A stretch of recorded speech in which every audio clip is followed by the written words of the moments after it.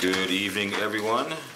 At this time, I'll call to order the regularly scheduled committee meeting for the Village of Midlothian, December 19th, 2018 at 7 p.m. Roll call, please. Trustee Kavey. Trustee Crowley. Here. Trustee Gillis. Here. Trustee Ivan. Here. Trustee Killelea. Trustee Kreis. Here. Mayor Lura. Here. You have a quorum. Please stand for the Pledge of Allegiance. I pledge allegiance to the flag of the United States of America and to the republic for which it stands, one nation, under God, indivisible, with liberty and justice for all.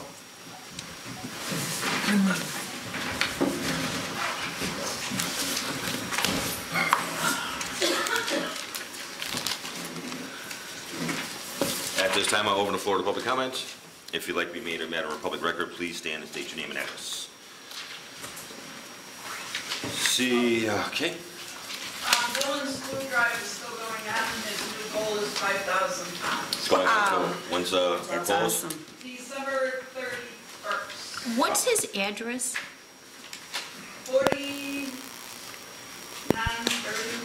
148th place. He's like right over behind the blue doctor's office. It's 39, it's right behind the purple doctor's office. Oh, on the street that 47, George Doden lives on? Yeah, across the Okay, street then I from can't George miss it. Okay, And it's all lit up. okay. I just wanted to know where to drop off. Anyone else? I'll close the floor to public comment and move on to trustee business. Trustee Kreis. The first item on the agenda tonight under my business is discussion and approval of the Keep Midlothian Beautiful Executive Director job description. Kathy and I have feverishly worked on this, have we not? A lot.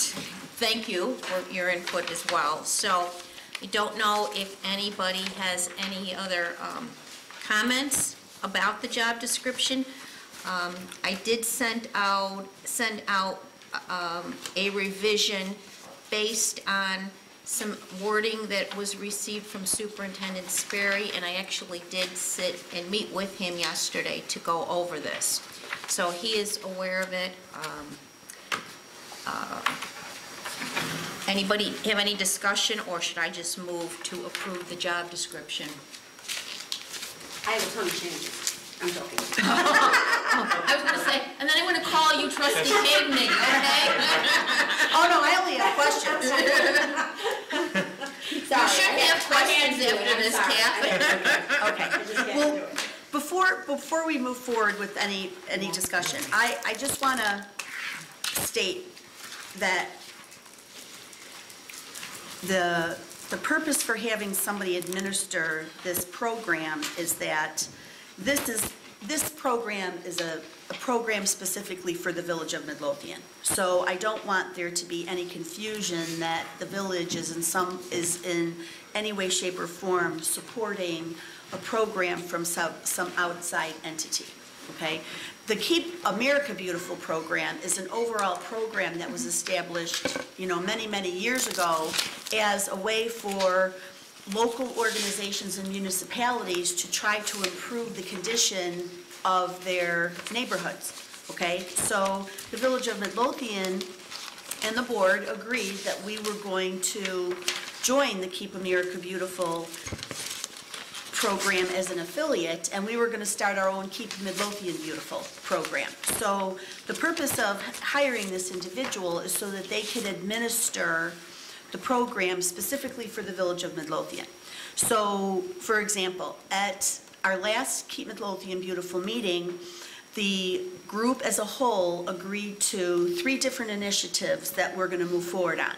One of those initiatives was a couple volunteers were going to work together with Public Works and team with the high school art department. If you remember, the village had old metal garbage cans with lids that had like little cigarette holder, receptacles on the top.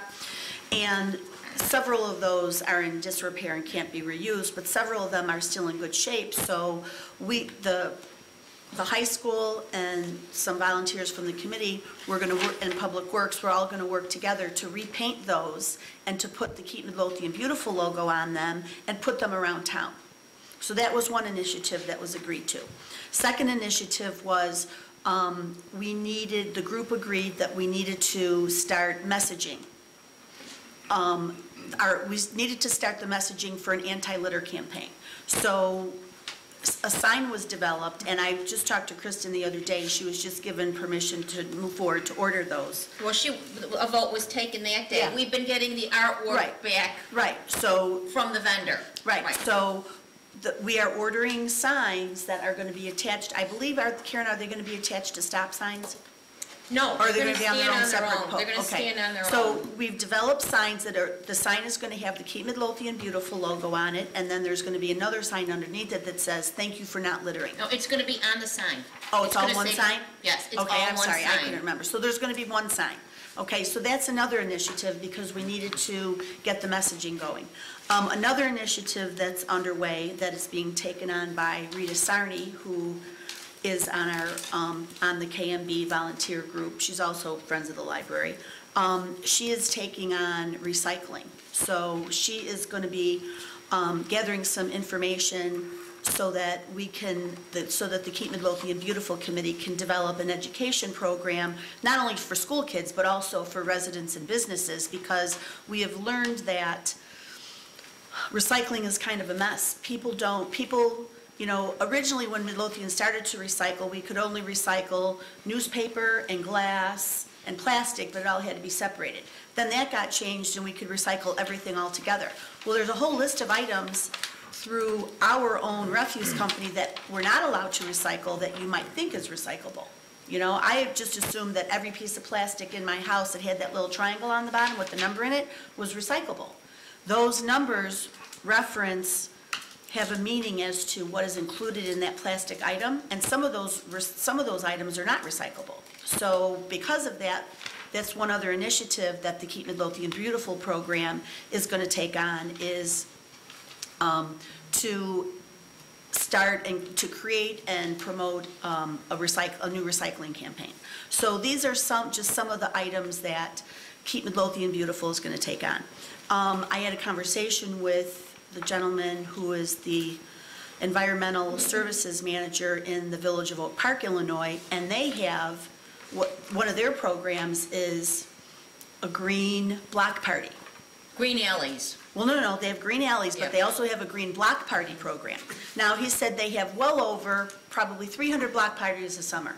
He said they get about 100 applications for a green block party. And what happens with the green block party is, if you sign up to have a green block party, the village will provide the block party participants with those cardboard garbage receptacles that you see out at festivals and fairs sometimes. They'll provide them with cardboard receptacles for recycle items, and also with the bags, so that if you want to have a green block party and recycle your pop cans and beer cans or plastic bottles, water bottles, what have you, you can do that. And if I could jump in, we actually discussed this at our last KMB steering committee meeting, because the suggestion came up about, do you want somebody from Keep Midlothian Beautiful to attend your block party, change the block party application, once we have somebody in that position to go out. Because again, this is all marketing, education. Any discussion on the job description that's on the agenda for approval? So, sorry for being so long-winded. I just wanted to make sure that everybody was clear that this initiative is specifically for the village of Midlothian.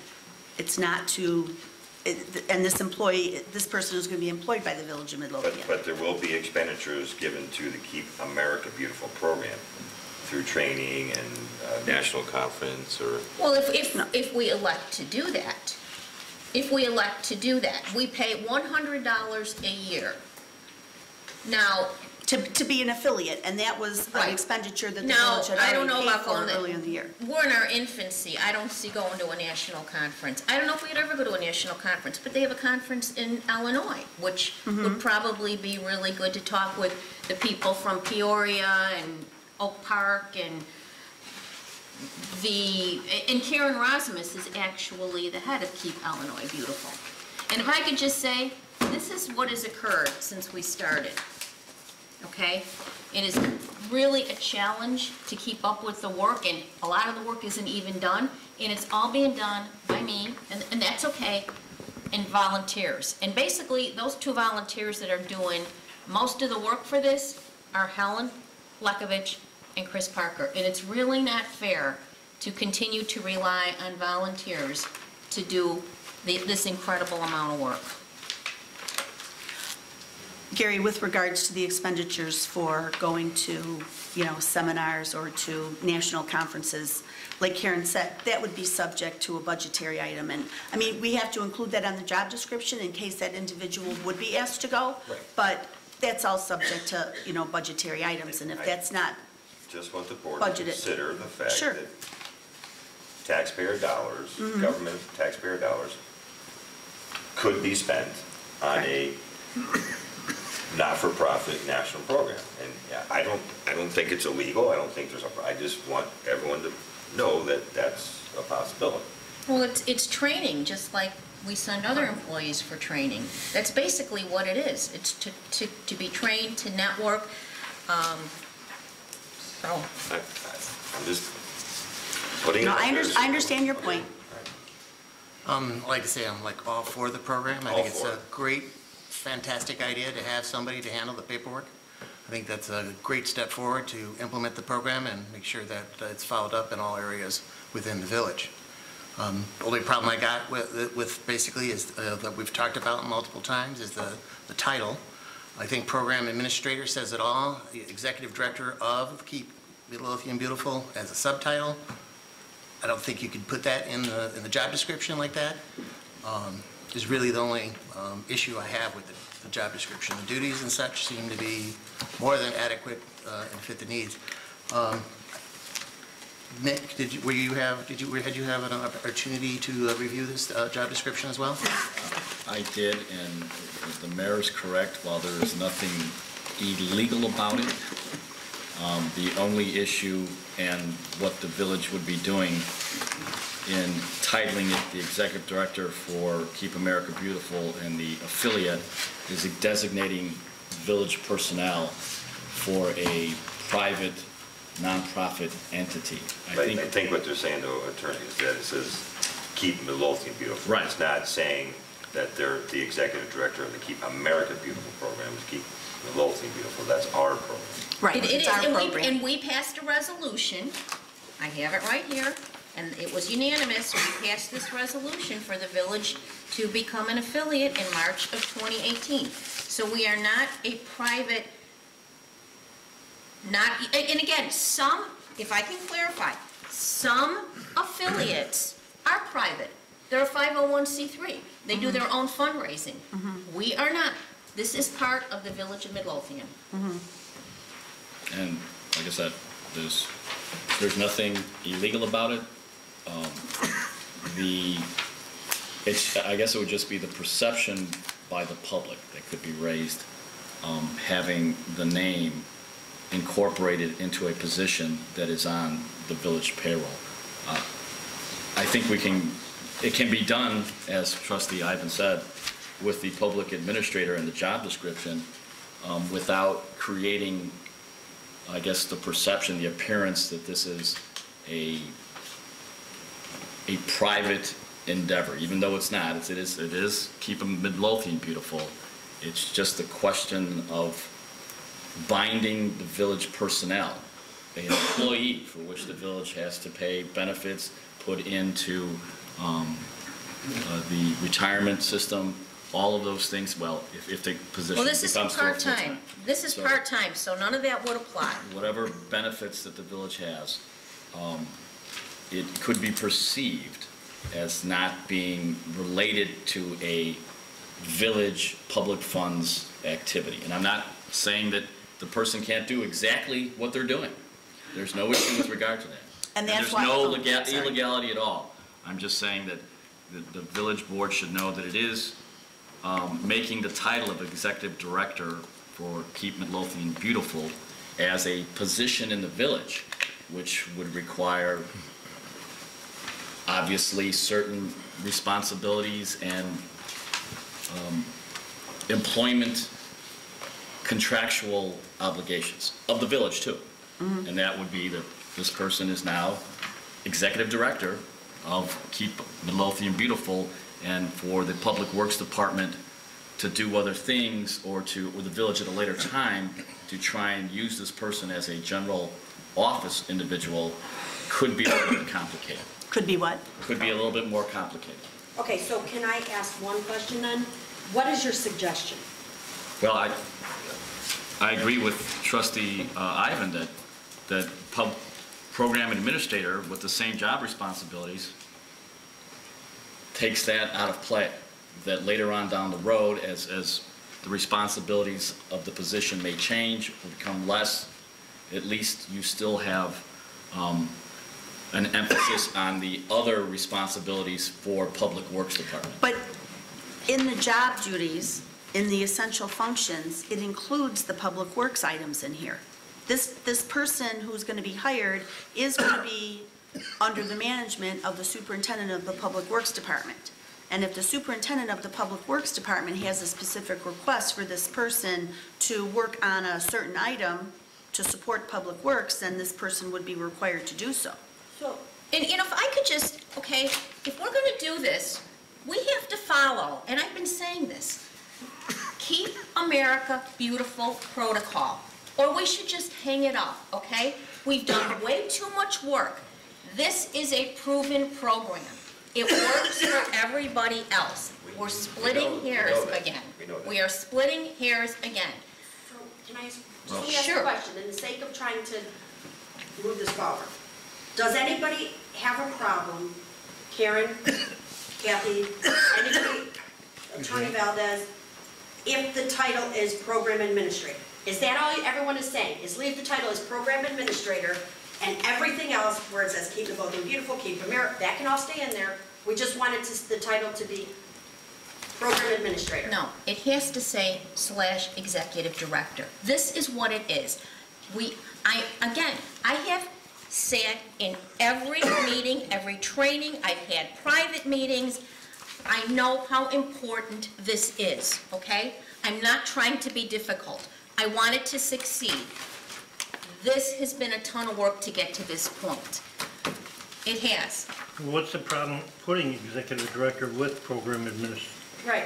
Is there a problem with that? I guess that, and I understand what Trustee Kreis is trying to accomplish, and she can get there, we can get there legally, there's no issue with regard to it, I'm not opposed to that. All I'm saying is the board needs to be aware that that is an exact example of what I'm talking about, is that the Keep America Beautiful program has requirements and mandates that must be followed by a village employee who is on a village salary.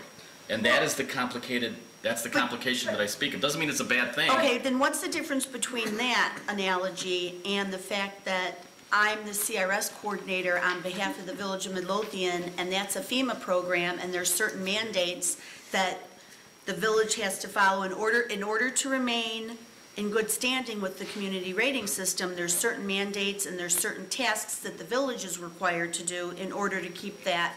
Because you're not a village employee, and I'm Well, getting paid technically I am. by public funds. According to unemployment, I am, because I draw a paycheck from the Village of Midlothian once a And month, so. FEMA is a federal government program using federal tax dollars to run their program. Mm-hmm. Whereas Keep America Beautiful is not. That's all, he's not saying don't do it, he's just giving it his opinion. Yes, Okay. I'm not saying I'm Absolutely. against it. All I'm saying is that there could be a circumstance that arises in which Superintendent Sperry has a directive that is in conflict or that may not be consistent with the directive of Keep America Beautiful. And the difference is that that person is going to be an employee of the village. What does that person do now? If That Keep person needs to follow the directive of the superintendent. Okay. And it's in here. It's in here. It has here, performs other duties as assigned. And we put all of those duties that could, that this individual could help with in the Public Works Department. And let's face it, we've got this where employees do other jobs that are not specifically outlined in their job descriptions. Any other discussion? Okay. Can I make a motion? I would like to make a motion to approve the Village of Midlothian official job description of Program Administrator / Executive Director of the Keep Midlothian Beautiful program. I'll second it. Any other discussion? Roll call. Trustee Kreis. Aye. Trustee Killiely. Aye. Trustee Caveney. Aye. Trustee Crowley. Aye. Trustee Gillis. Aye. Trustee Ivan. Abstain. Motion carries. Thank you. We can start to move forward. Okay, second item. The Calumet Soils presentation by the University of Illinois will be on here.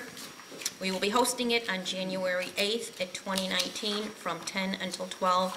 This is the group that did all of the sampling in 5 locations. And I was told that Kelsey from Strand is also going to attend. This will probably get worked into our stormwater capital management plan. So. No way they can make that later? No, we have juggled, and I'm trying to accommodate Mary Pat Mayor, okay? An update from the Chicago Metropolitan Agency for Planning Stormwater Capital Management Plan meeting, which we hosted last Thursday. It was Don, you were here for the entire meeting. We didn't get out here till after, it was 3 hours, after 5 o'clock. And I have to say, and Gary, you were here for part of the meeting, I think the work that Strand has done so far is amazing. Here is their report. It's huge. Put it.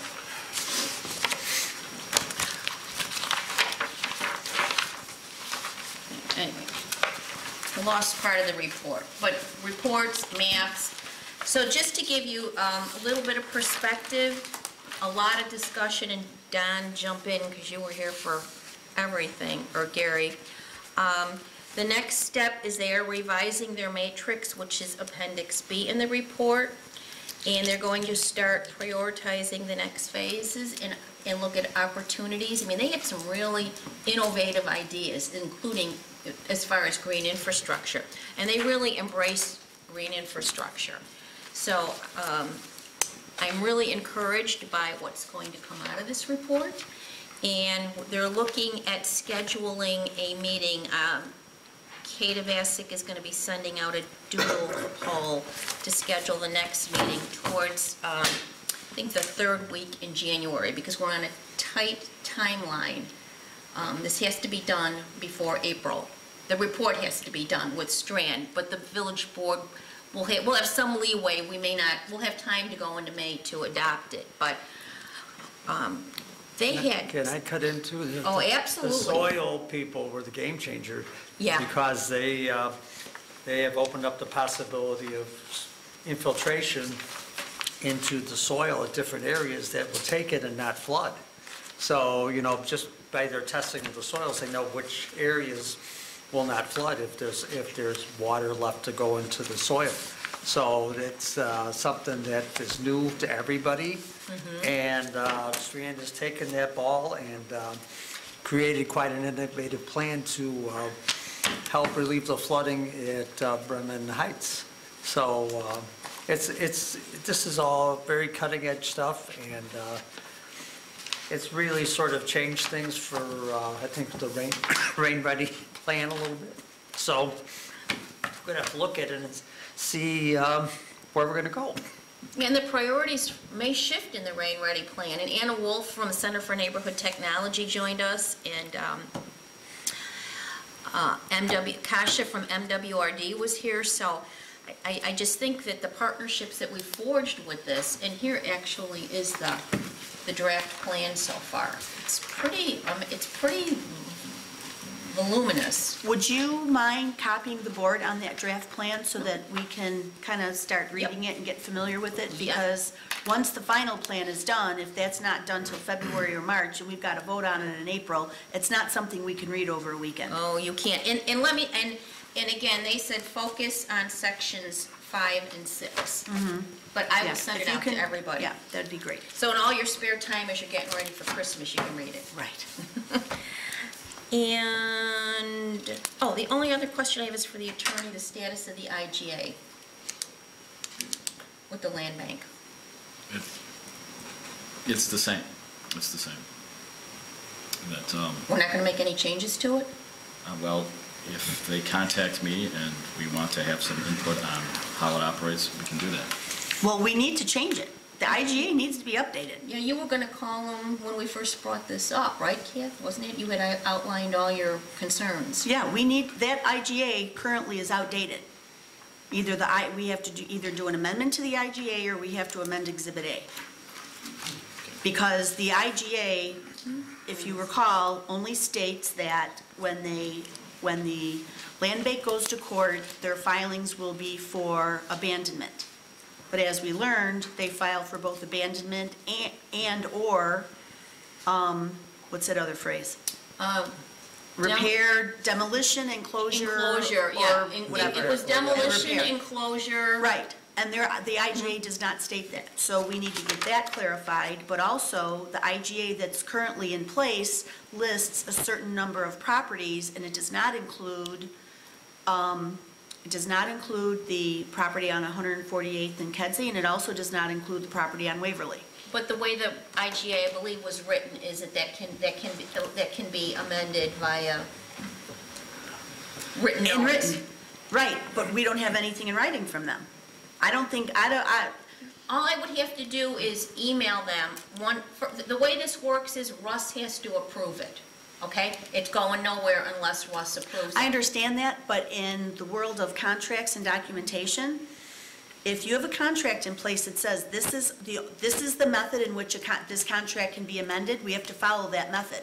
And so I don't know that, Attorney Valadez, correct me if I'm wrong, but I don't know that a simple email is effective enough. And that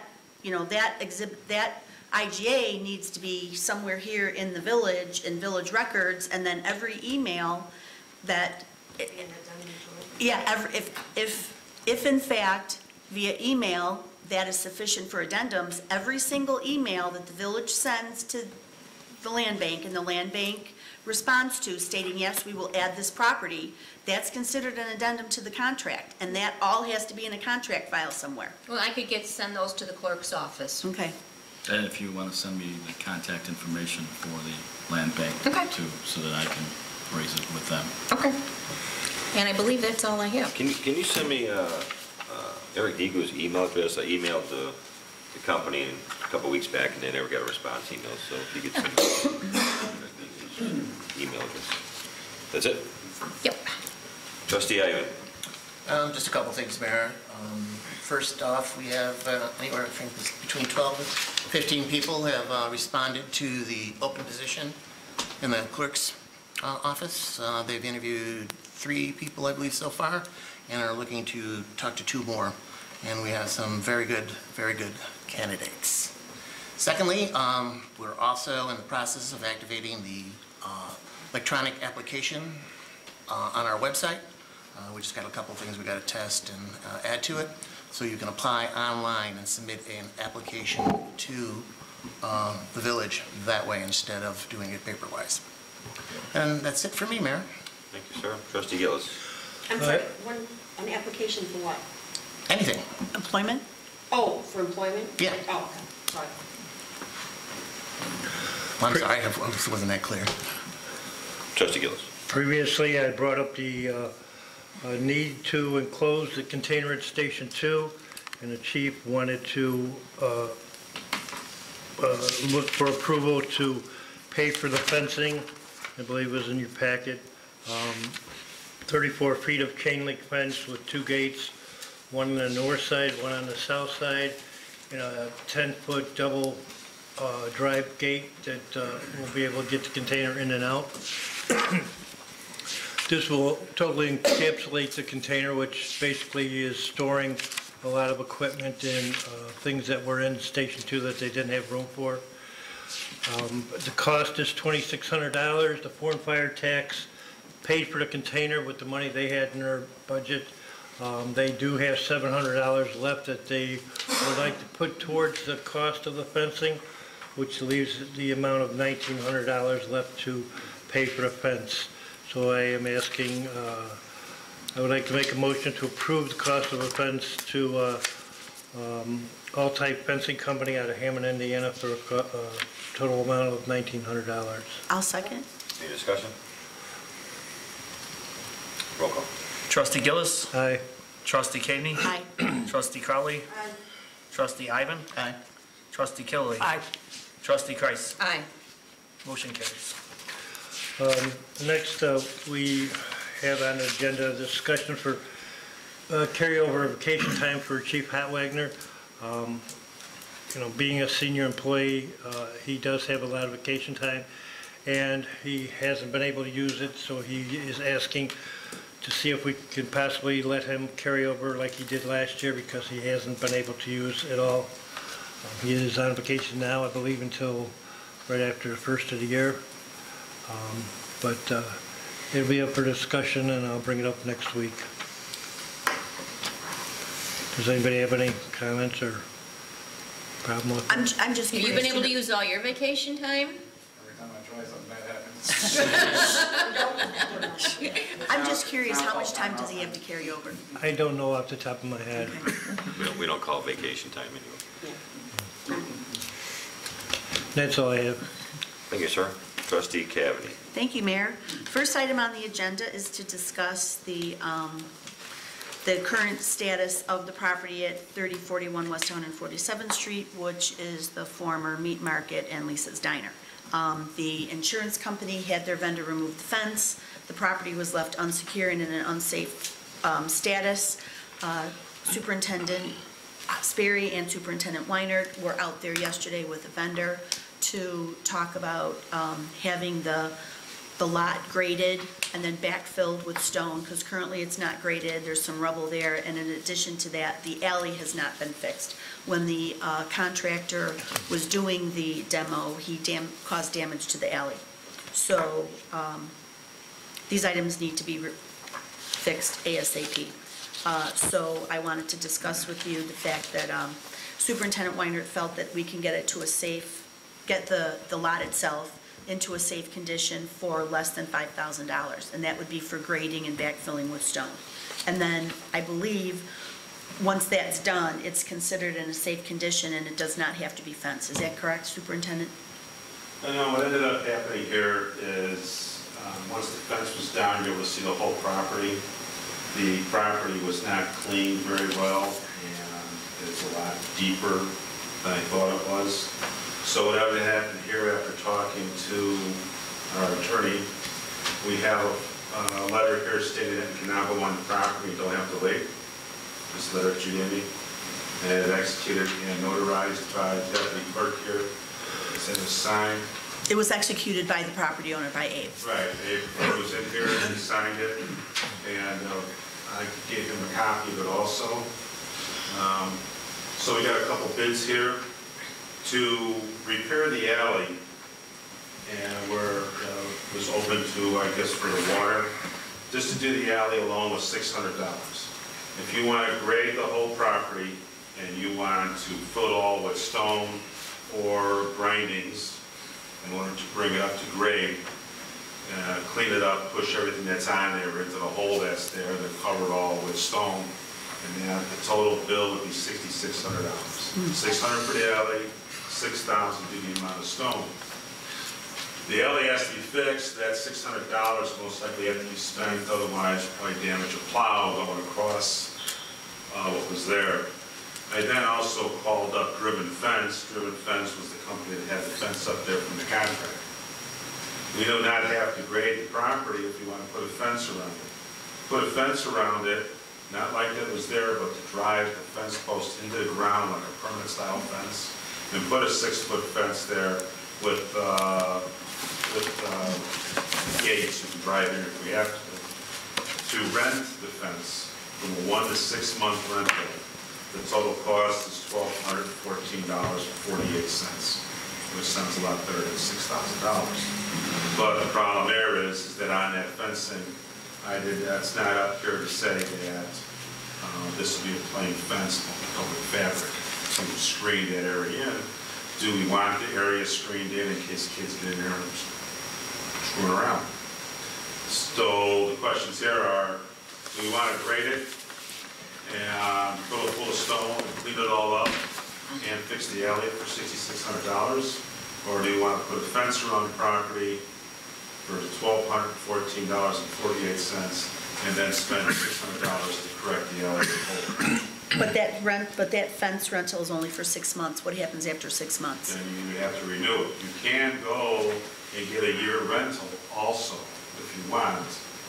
I didn't ask for the price. They'll give it to you for 3 months, 6 months, or a year. What would the cost be to put a permanent fence in there if it was purchased?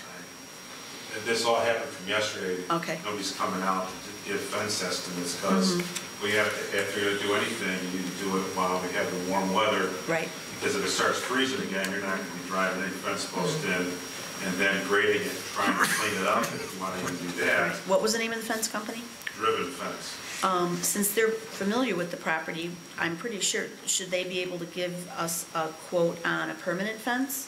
Yes, they will. We can do that. Not a rental, I mean for us to actually purchase. Because what's going to happen is, when the village incurs this expense, the village will place a lien on Abe's property. Well, So can at I some ask a point, question? he will be reimbursing the village. Why are we doing this? Why isn't Abe doing it? For the meat market? The problem that we have is that the claim was denied by State Farm, and Abe says that he's tapped out, has no funds. We now have a dangerous situation where we have about at least 18 inches from the sidewalk to the curb, so if somebody's going to walk on the sidewalk, they can fall and they can break a leg, twist an ankle, break an arm. So we have a couple decisions to make. We have a situation which I'm going to say that the code book is in danger. Do we put a fence around it? Do we grade it? Which way would you like to go? When I drove by today, it appears that the soil has started to erode away from underneath the sidewalk as well. So the sidewalk's going to start collapsing, especially with the weight of the snow and stuff. So I don't think a fence is, I mean. And fences, it's going to look like crap. And I guess my question, Nick, would be, do we have any idea what he's going to do with that property? No. Nothing. We have no idea so it could sit there like that for 4 years or until we find somebody. I did have him in my office along with Salvatore Tuzzolino. He's the public adjuster. Since State Farm has denied the claim, he's working with Abe and they've got their attorney in order to have the claim paid instead of denied. But the problem is, how long is it going to take them to go through the State Farm and court case and everything else? I only got 6 months. Being optimistic, it could be a couple of years. Well, if we don't Exactly. fence it, if we fill it in with gravel, that will hopefully, keep the dirt from eroding. I don't know if we can Right. shove dirt back up underneath that sidewalk or shove stone up underneath there. Yeah, when Shove they stone grade up- it, that will naturally fall in. The issue is that now, we're still gonna have this open lot with stone in there, so it's still gonna be open to the public. Abe, the village needs to make sure that Abe understands he still is responsible for that property, and he should still carry some sort of liability insurance on that, because if somebody were to go on there, the reason I like the fence idea, and I agree with you, it's gonna look crappy and ugly, but the reason why I like the fence idea is it's gonna keep the property secure. If there's no fence there, people are gonna pull up on the sidewalk, people are gonna start driving all on it, and it's not the village's responsibility to keep it secure, it's Abe's property, it's his responsibility, but he's not taking on that responsibility. So the village needs to do something to cure this unsafe situation. Why So don't, maybe we should put stone and a fence up. I don't think a 6-foot fence isn't going to keep some people out. I have more engine. Don, doesn't the building department, Public Works have fill in the pumping station? Have a hole of what? Fill. Yes, they get it all the time. Yeah, so, why are we going with a bid to do this? Why doesn't Public Works do this? I asked that question from Joe, and he was telling me that would take, he said it would take a long time due to the amount of dirt, down of stone they would need. They measured it out, and they said that the amount of trucks they would have It's 6,000 square feet, that lot, believe it or not. And you're going anywhere from Village probably doesn't have 18 enough, inches, Phil. 2 feet up to nothing. And I asked about using grindings, and they What's a could get out, grinding? he What's just says- grindings? They Asphalt. take the asphalt off the street. Oh, okay. He says they have that, which is cheaper, but the price is for that or for stone. And Public Works, talking to Joe, not to toss him under the bus here, he said that it would take them a long time just because of what their dump trucks can carry, the amount of stone that's needed. So can I just go back to my question, because I'm a little confused?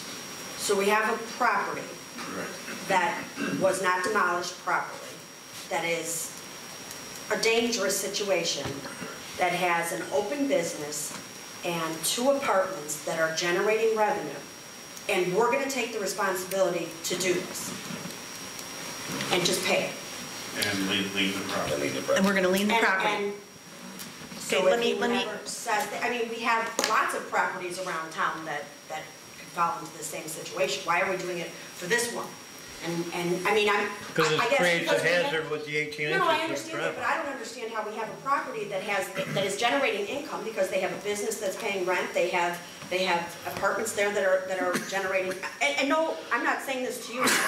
I guess I don't understand why we're not doing something to encourage being a good neighbor and making sure that the property owner takes care of this and and does all of this right away, like we would a resident or anybody else. If I can just say very quickly, the village does have a $7,000 judgment on Abe now, that at any time it can record on the property. So he's $7,000. And this is going to make it 11 or... It's been over 30 12. days. That is now a judgment for the village. I'm sorry, go on, Sam. Well, I mean, I guess I just would like to know why we would do this now for this particular scenario, when we know that there's a business and income, when there's people that have residents that... But look across the street with Razik, how long that took. We ticketed them and we ticketed them and we ticketed them. $40,000. And how long did that take? And actually, it turned out, it was a pain in the neck. And I would say that And in the meantime, it was unsafe. That And was a in the building meantime, too. that's an unsafe, this is unsafe. We So I could- mean, whatever we But the do, village, we but can... also the village did not file any liens when they didn't pay those tickets either. So if his property is unsafe, Yeah. then why are we giving business licenses? Why are we allowing him to rent it out? I guess I just don't understand. Well- And that's my opinion. Okay. It's not personal, I just don't Okay, so- understand why we're letting him make money Yeah. and put that in his pocket every month and not requiring Okay. him to... So let's Can I- take- let's Can I take- answer? Yeah. Okay. Go on. The wall has been repaired, okay? So the wall is no longer a danger. The property that the hair salon is operating in is in safe condition, okay? Correct me if I'm wrong, attorney, but once the village places a lien, and if we get a judgment, my understanding is that the village can go in and file foreclosure against that judgment after a certain amount of time, or a foreclosure on that lien after a certain amount of time, if this person does not come and pay the village back. Good. We can file a foreclosure, and then the village can take ownership of that piece of property. Well, let's be clear that the village has a judgment now, because we're a home rule municipality, and we had the court date, the fines of $7,000 were assigned, the period to appeal that is passed. We don't have to file an action in court. We can just simply go to Recorder of Deeds and literally present that judgment by the hearing officer, Hearing Officer Sullivan, and record it. And at that point, there's a lien on the property. What you're talking about now would be taking legal action, filing a court case to foreclose on the debt to the village. Right. That could be extraordinarily expensive. And there would have to be a determination made as to how much money we would get out of that. Given that, as of right now, we have a lien on the property, and going forward, we still have our options. If it remains a nuisance, we still have options to go to court and bringing him in. I think what the superintendent has decided, and what I have taken the approach of, is that we're trying to avoid spending the actually $16,000. We found out that the Razik sprinkler system cost the village $16,000. We're trying to avoid that kind of cost if we can massage this owner into taking care of the property and get our money back on the liens of that property.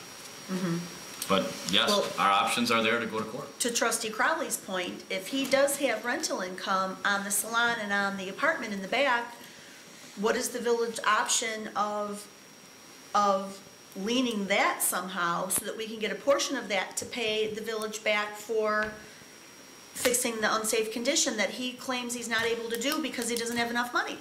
It's all one property, right? Correct. But He's got just keep, different just tenants. keep He's in got mind, different but keep in tenants. mind, you know, he might have a mortgage on the property. Correct, we're not the only creditor. Yeah. You were probably not the only creditor. He's still paying I tax. have the utmost sympathy for the situation. I'm not unsympathetic. I just also have the same sympathy for the residents that have Right. had burned out houses, Right. that we've ticketed, that we haven't afforded this to and taken on the money to do it. And again, I understand what we have to do and why we And this have to do it. situation has taken way too long. And I been over a totally year. understand it, but again, we have had other situations in the village where we've had people had burned Yeah, out. but this is accessibility. It's not a residential property. It's right downtown, a bunch of traffic goes by it. It's super. And he's making money every month. But it's from a super, le- from a okay, landlord. okay, step one is secure the property.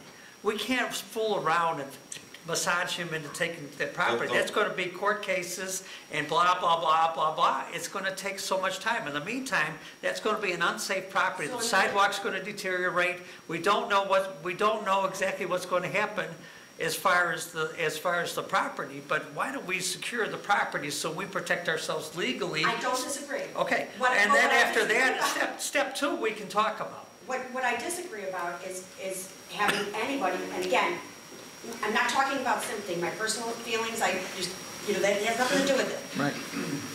What I'm talking about is with the $7,000 the company owes us, the $5,000 we're gonna put into it, we are giving him a $13,000 loan for zero until he decides to sell the property, if he decides to sell the property. The homes, though, they were made secure and safe, and the property owners were charged for that, to board up soon, everything. And they were ticketed, and they were, Right, so. we're not doing any of that, right? Well, he's been ticketed, $7,000. $7,000 worth. But that was before the demolition. That was not after the demolition. Now, After, too. this, Yeah, what was that? Demolition is certificate for the property not being Secure. secured or safe and the fence coming down. Yeah. Same as the contractor, the demo contractor who will be in court in January. I totally get that we have to make the property secure. I'm not denying that. I'm simply stating my opinion is that this property owner is also a landlord and getting income, and I just kind of think that rubs a little raw. If I could go just really quickly, the other option that Trustee Caveney has suggested would work, that we would file an action for the nuisance, an emergency action. We'd get him in court very quickly, within a week. We'd go before a judge, and the judge probably is going to find in our favor, or most certainly based upon our new brilliant superintendent, who would convince the judge that something needs to be done immediately. And at that point, the judge would order Abe to fix it. And then he would say, I need time to fix it because I don't have the money. And then they'd set a court date for us to argue he's got buildings, he's got tenants, we can get that money, he's got the money. That's probably 30 or 40 days down the road. In the meantime, the liability and the danger remains. There's no way in the world that Abe is going to be compelled, which would be a contempt of order, a finding of the court that he has money to fix it when he says he doesn't, until at least 60 or 90 days.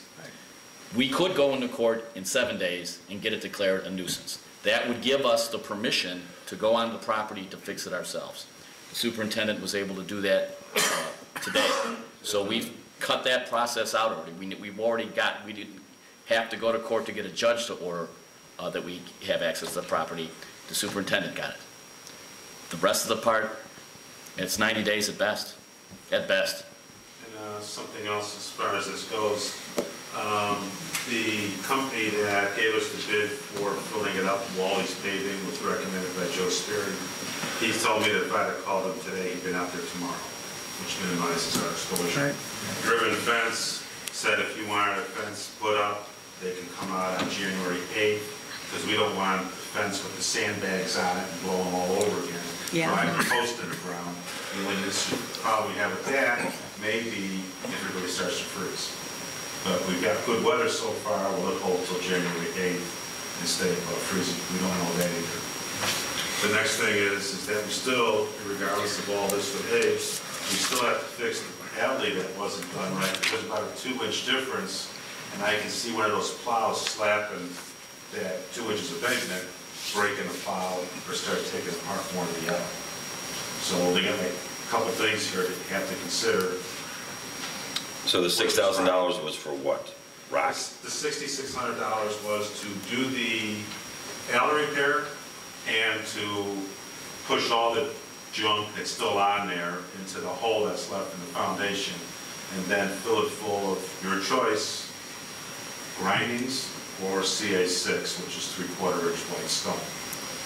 Which is cheaper, or is The it about the same? grindings.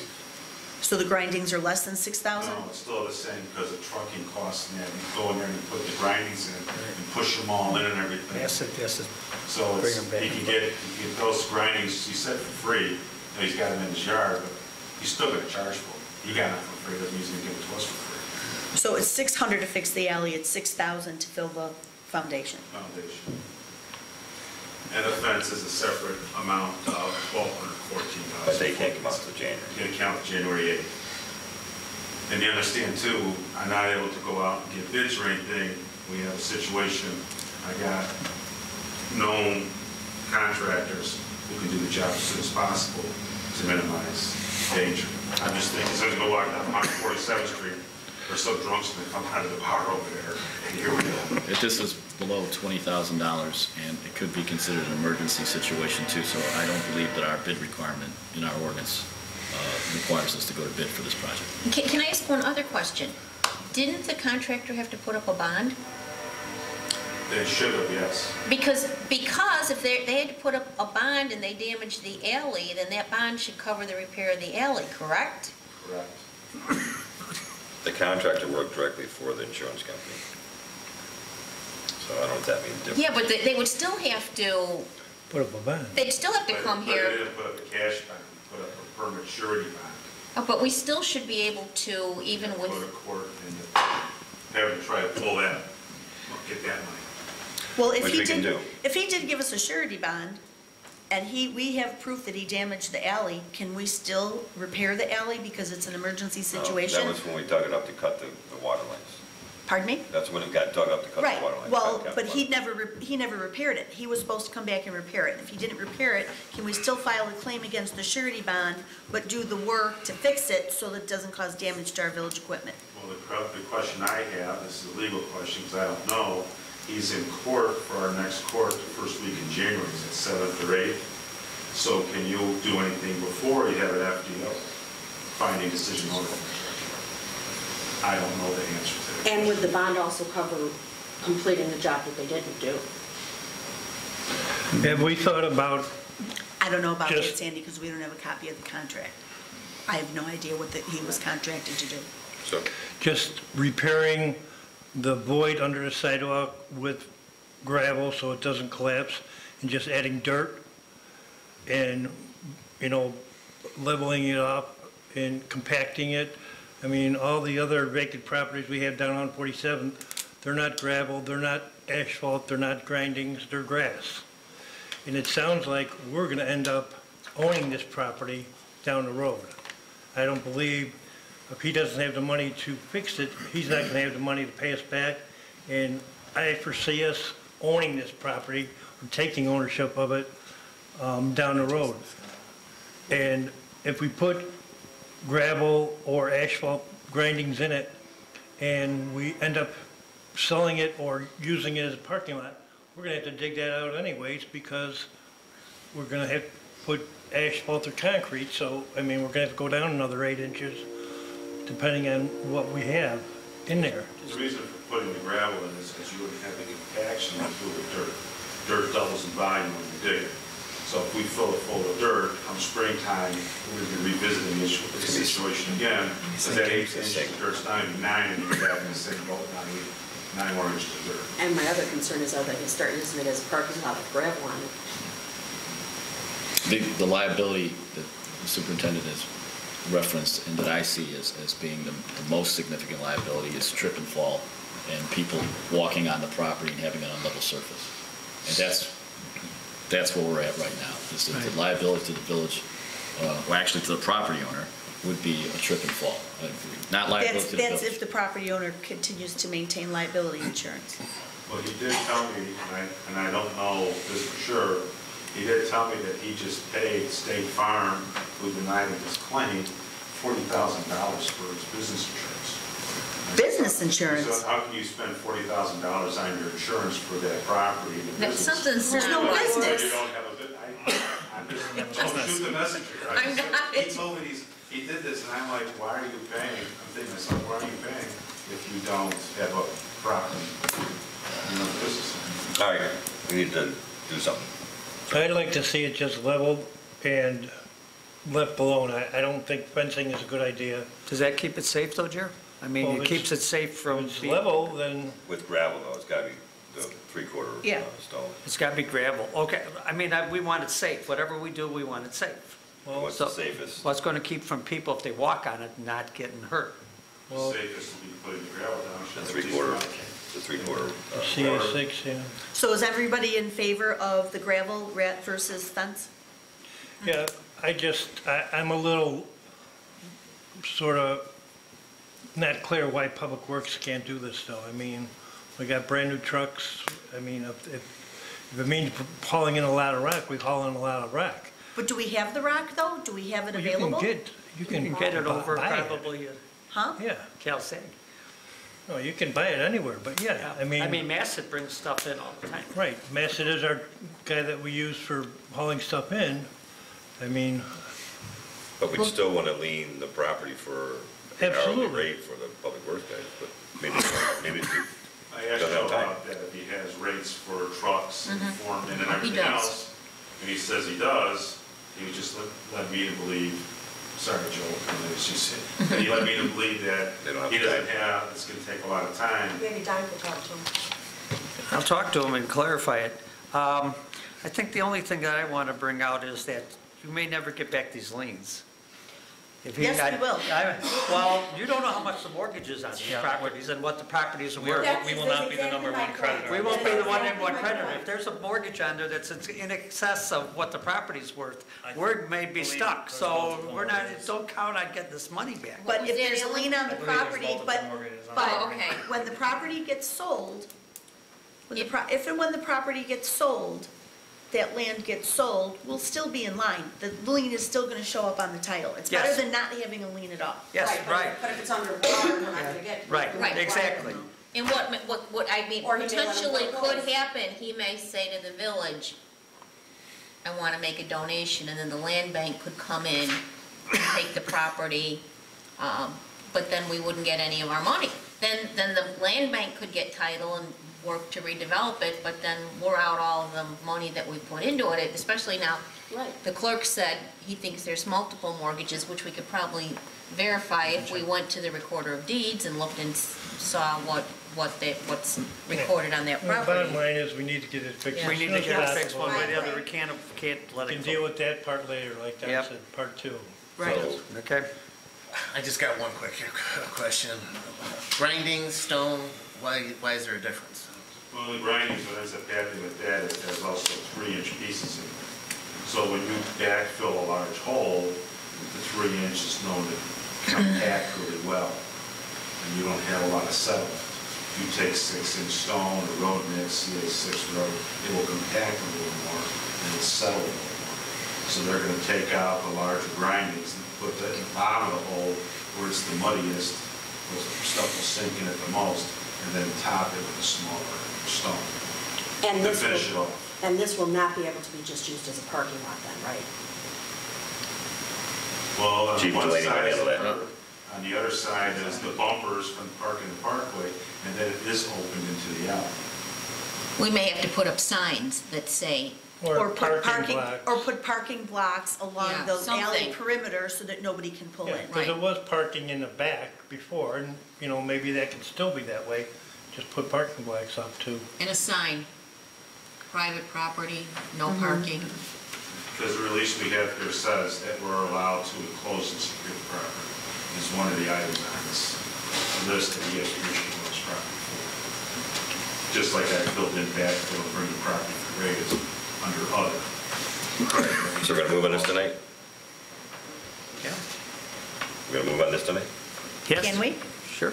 Yeah. Okay, I would like to make a motion that the village spend not in excess of $6,000 to secure the lot and $6,000 to secure the lot and $600 to repair the alley for the property at 4031 West 147th Street in order to cure an unsafe condition. I'll second it. Any other discussion? So we're changing from 5,000 to 6, right? 6600. 6,600. 600. And you'll check with Joe just to make sure. I'll check with Joe.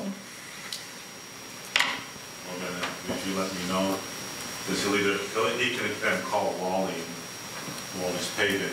Tell him the final. I think the thing with Joe is a manpower problem more than anything else. He doesn't have the people to do that. They're doing other stuff. I don't know, maybe I'm wrong. I'll plead our case with Joe that we would like him to do it. It'd save us a little money and also we know what's going on. But I don't know. Because you're talking multiple truckloads that have to get dumped and raked. Right. So, Right. Well, And graded and. And graded and rolled. and filled and make sure that everything's level and yeah. no holes in there.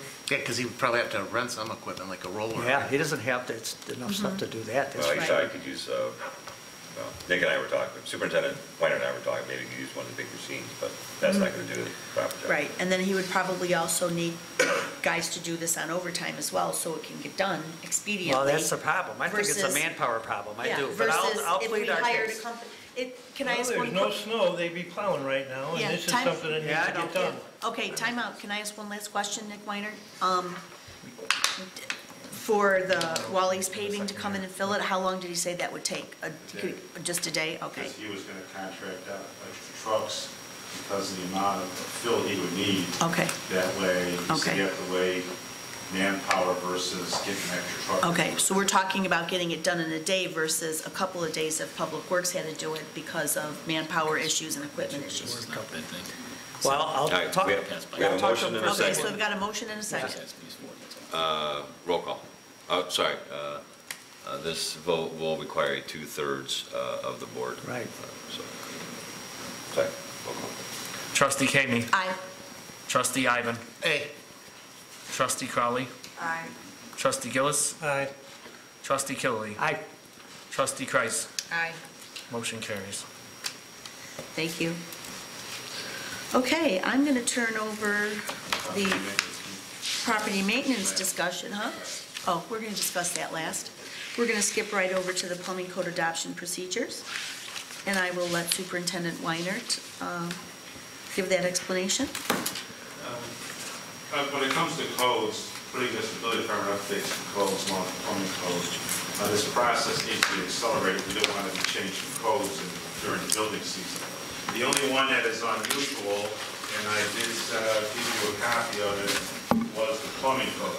The plumbing code we have to do is we have to draft a sample ordinance. We then have to send it to the state of Illinois, Springfield, IDPH. IDPH will then tell us our wording and ordinance to their standards. Then we have to go, they'll send us a letter back saying it does or does not. We then have to adopt the ordinance. Then we have to take the executed ordinance, send it back to IDPH, who will then send us a letter stating that it's good for 3 years. The other ordinances we can do ourselves, but the plumbing ordinance, and I talked to our attorney about this, needs to get moved on, because if you send it to Springfield for approval to the Department of Public Health, the wait time is unknown. So they may send it back to us in a week, they may send it back to us in a month or 2, you just don't know, depending on where it is set. But one thing for sure is we don't want to be changing our codes during the building season. And then close, it says Village of Midlothian Plumbing. I have some questions for the attorney. I know that the things that are amended out don't make sense unless you're looking at the plumbing book, code book. If you would like the link, look it up online, please email and let me know. I'll send you a link so you can look up the plumbing code book. But basically what's being amended out is what we do not want in the village. What we want is a quality product. We want to use copper or metal piping for our supply lines. We want to use cast iron or PVC for our drain lines. This is a statewide code, and basically if it's a tube, a pipe, a hose, and you can use it on the farm, well, then you can use it wherever you want. And we don't want that, right? We want to do what is common to Cook County and the Collar counties in northeast Illinois. Copper supply, plumbing, and PVC now for drinking. We want to use cast iron wherever we can. We also change the water sizing and stuff like that. I can go over this with you, but it's not going to make much sense unless you have the plumbing code book in front of you. I just wanted you to know that. We need to cover the draft of ordinance, send it out back and forth. Okay? I already talked over this with the plumber. This is nothing new. All right? As far as all the other ordinances, we need to get moving on those, get those adopted. And like it's already been put on the website that we're going to be adopting new ordinances. We just want to make sure that come January, February at the latest, we're all done.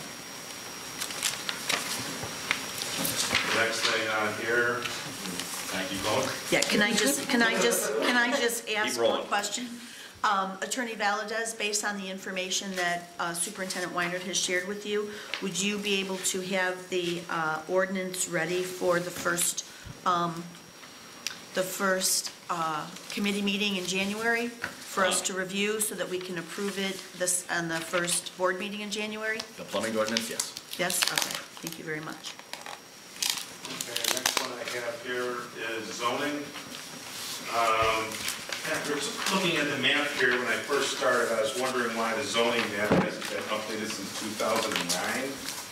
And what happened here is, it's on this zoning map here, had a catalog and get all the ordinances. Basically, since 2009, depending, there seems to be discrepancy we have here, you either did 455 or 456 zoning changes in the last 10 years. Of that, most of it is the 389 that you put back to R2 in the northeast part of the village here around where Mayor is, correct? So we actually did 66 zoning changes. We've actually done 10 of which were for special use. Now, talking to the town Nagel, they're able to go use the same color coding that we have. The only thing that I would recommend to be done is I would appreciate it if you would take a map, look at it, and see if there's anything that you would like to address that doesn't make sense. And a couple of those areas would be, if you don't mind taking a map, a couple of these areas would be like Welsh concrete. It's zoned residential, as an example. If you go and walk around Village Hall, the block here around Village Hall, what you'll find is around the outside of the 2 blocks here, it's zoned. It's zoned Where's B2. Glasby Road? It's zoned B2. I can't even read this. But in the middle, it's brown, it's zoned R. Or another example of something that should be looked at for zoning, where you put the public storage building. On one end of the block, you got the public storage building, and the other end, you got a church, in the middle, you got houses. And we had somebody that tried to come in and refinance their house, but they can't because it's zone B2, and we can't do spot zoning. So that's just a map. I mean, it's available online. You can blow it up, look it up.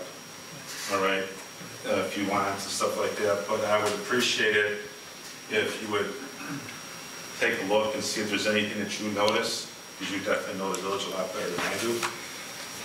I think I know you talked to Robinson, but SSMMA can't do this, can't redo it because we have a contract with them to do With our GIS, right? GIS. I don't know that. Yeah. I didn't know that we have. Yeah, Yep. we pay them $8,000 Yep. a year to. And do this. they're actually, they want to help us. Yeah. They've reached out Yeah. for projects. Okay, well, what I did with Robinson is they went through the ordinances and all the ordinances, and they went and put all the properties so far on an Excel spreadsheet, all 20 pages. All 400. That's going to get redone on the new map in All 2019. 455 properties. So when all the ordinances are done, all the PIN numbers are done, everything's complete. It's just a matter now of changing the map But if there's anything else that you'd like to address, because it hasn't been done in 10 years, I think now may be the time. You don't have to, you can leave it like it is. I mean, whatever your vision is for the village. No, it needs to be corrected. Well, it needs to be corrected and brought up to date with the 455 changes you already have. We're definitely going to get the map redone early next year. Correct. Your point is that there may be some other areas in town right now that need to be rezoned. Do it now before we redo the map. Right. So we took care of that section in town that is north of 147th Street and just west of Waverly. Okay, so we addressed that. We addressed the open space that was in the downtown area, and we changed the zoning on that from open space back to B2, I believe. Okay? So, We changed the store next to Midlothian Music? yeah, Yes. that was, Okay, so that's, okay. that is the Midlothian Music and the big ugly Okay. white building, the old liquor store. Okay. Exactly. Okay, what do? We can't do spot zoning, but how do we correct the issue that has happened with some of these residential properties that are along 147th Street? Yeah, because isn't it Jeanette Casano, she's not zoned. She's own business. Which one is Jeanette Casano? I don't know The who that lady who is. tried to sell her house, is that the one you're talking about, Karen? Yeah, by the, Down there by the Foot Doctor? yes, Yeah. yes, she's just west of the Foot Doctor. Mm-hmm. Yeah, she's zoned, what is she, B2? You think so? B1? B1. B1? Well, according to the color code on the map I'm looking at, it looks like B1. If you want a larger copy, you don't have to put this type of paper in the copy or give you a larger Well, map. this is on the village website, so and I you can think you pull it can up. increase You can do the font size. It's easier to look at. Just So- whatever you like. The homework is to take the map, go around town, identify areas that may still need to be rezoned before we get the map done. Well, what do we do about the situation, and this was BC. There was an individual who bought a residential home on Cicero Avenue that is, the property is very close to Thornton's. And this individual was sold the property, and his intention was to use it as a residence, and when he came to the building department to get a permit to make upgrades to the property so his family could live there, he was being denied permits because those properties were rezoned. Let's see, where's Cicero Avenue on here so I To can see? B3. He was given a variance. Yeah, and he was given a variance. So if that individual was given a variance, what about all these other residential properties that have been changed to be whatever, B1, 2, or 3? Should they be given variances as well? We can't give them a variance. We can give them a variance if they want to remodel their home, but we can't give them a variance if they want to sell their home. Or Okay. you could change the whole section. They have to be the whole section. Yeah. Right, no spot zone. But that was done because the village thought that was going to Right. be developed as commercial property. Right. So Which in some respects, they were right with Thornton. So when you're talking about the storage and the church and the residents all intermingled there, what is the option if we can't spot them? Well, in that situation, your B2, where that situation is at, it's already zone B2, so where the storage center is, you just look at B2, right? In churches, any other place you have in a church at, is still in the residential zone. So like this church over here, that's St. Christopher, that's the middle and a single-family residential. You just zone it single-family residential. And it's zoned R2. And Right. it's zoned R2. Change the whole block back to residential except for the It's corner not block. going anywhere, it's a church. What's the church going to do? The whole goal here, I think, at the time, was you had houses and apartment buildings, thinking that if the houses and apartment buildings also on the left, and not the businesses. However, in the interim, over who knows how many years that this may take, the people that own that can't sell it. Can't refinance it, can't do anything with it. They're legal non-conforming as it stands, however, the bank is going to get a loan. And we're not, Legal and non-conforming. the village is in a position to buy the properties to tear them down and hold on to them either, so. Get rid of the whole block. But if there was a business going in there, they could make a proposal to buy it and ask the board if they would rezone it to that section, so it doesn't hurt really business development either. because if a business was going to take it, they would just make a proposal to the board, hey, let's change it, I want to do this. Yeah, but I thought we can't do spot zoning. How do we do that if we can't do spot zoning? Let's define it a little bit. Like trustee, I guess I'll just sit down. Yeah, Don's You gotta do your. If the business was gonna be right next to B2, you Yeah. can do that. If the business was gonna be down the block, Yep, over okay. ours, one lot, that's zone B2, that's spot zoning. Okay, spot zoning means, you have to think about it as being contiguous. The zoning has to be contiguous. You can't go down a power line and, an easement and say, okay, I'm gonna just cherry pick different things. That's called spot zoning. You have to make your properties contiguous. Anything else? Not with regards to zoning. We've got property maintenance and leaning of properties to discuss. Take it away, Nick. Okay. On this, I'd like you to hold your questions to the end, okay? I explained this. I promise I won't ask any questions until the end. I spoke to the mayor a little bit about this, and I also spoke to Kathy about You this. eat my candy though. Okay? What has happened here is that the village has adopted property transfer stamps in order to make sure they're taken honest, right? It's all. And as this form that we have here, I don't know if it's included, I didn't include it in your packet, because there's personal information on it. It should be considered, people's names. But what happened is that somebody went, they lost their house, their father bought the house, he lost the house, it went through the whole foreclosure process, all right? And then the property was bought online through Auction.com? auction.com. This guy bought the property, he rehabbed it all, he's owned it for a year. Now he wants to come in, he wants his transfer stamp, he's going to sell the property, and he's going to flip. However, there's an outstanding balance of $5,565 on the property that should have been collected via the transfer stamp program. How many owners ago, and I don't know this whole, who owns it, but Wells Fargo owns it, then it went to ABC Bank, or what that is, then it went through some sheriff's sale, then it went back, I think, to Wells Fargo, and then it went to auction.com, this guy bought it from somebody from auction.com, and he got a warranty deed on it, he got a clear title on it, and he now wants a year later to sell it. Well, the village can collect the $5,565 per our village attorney because all the fines and fees were incurred on the property before he owned it. So let's just say in 15 and 16, all the fees were incurred. In 17, the guy remodeled it, now in 18, he wants to sell it.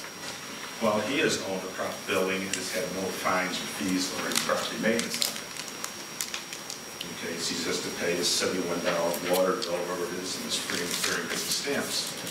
The problem we have with transfer stamps is, one, we don't collect a fee for any kind of admin, and two, the program's not foolproof. All right, we don't have a known way that we can definitely get our money every single time that the property has any fines on it.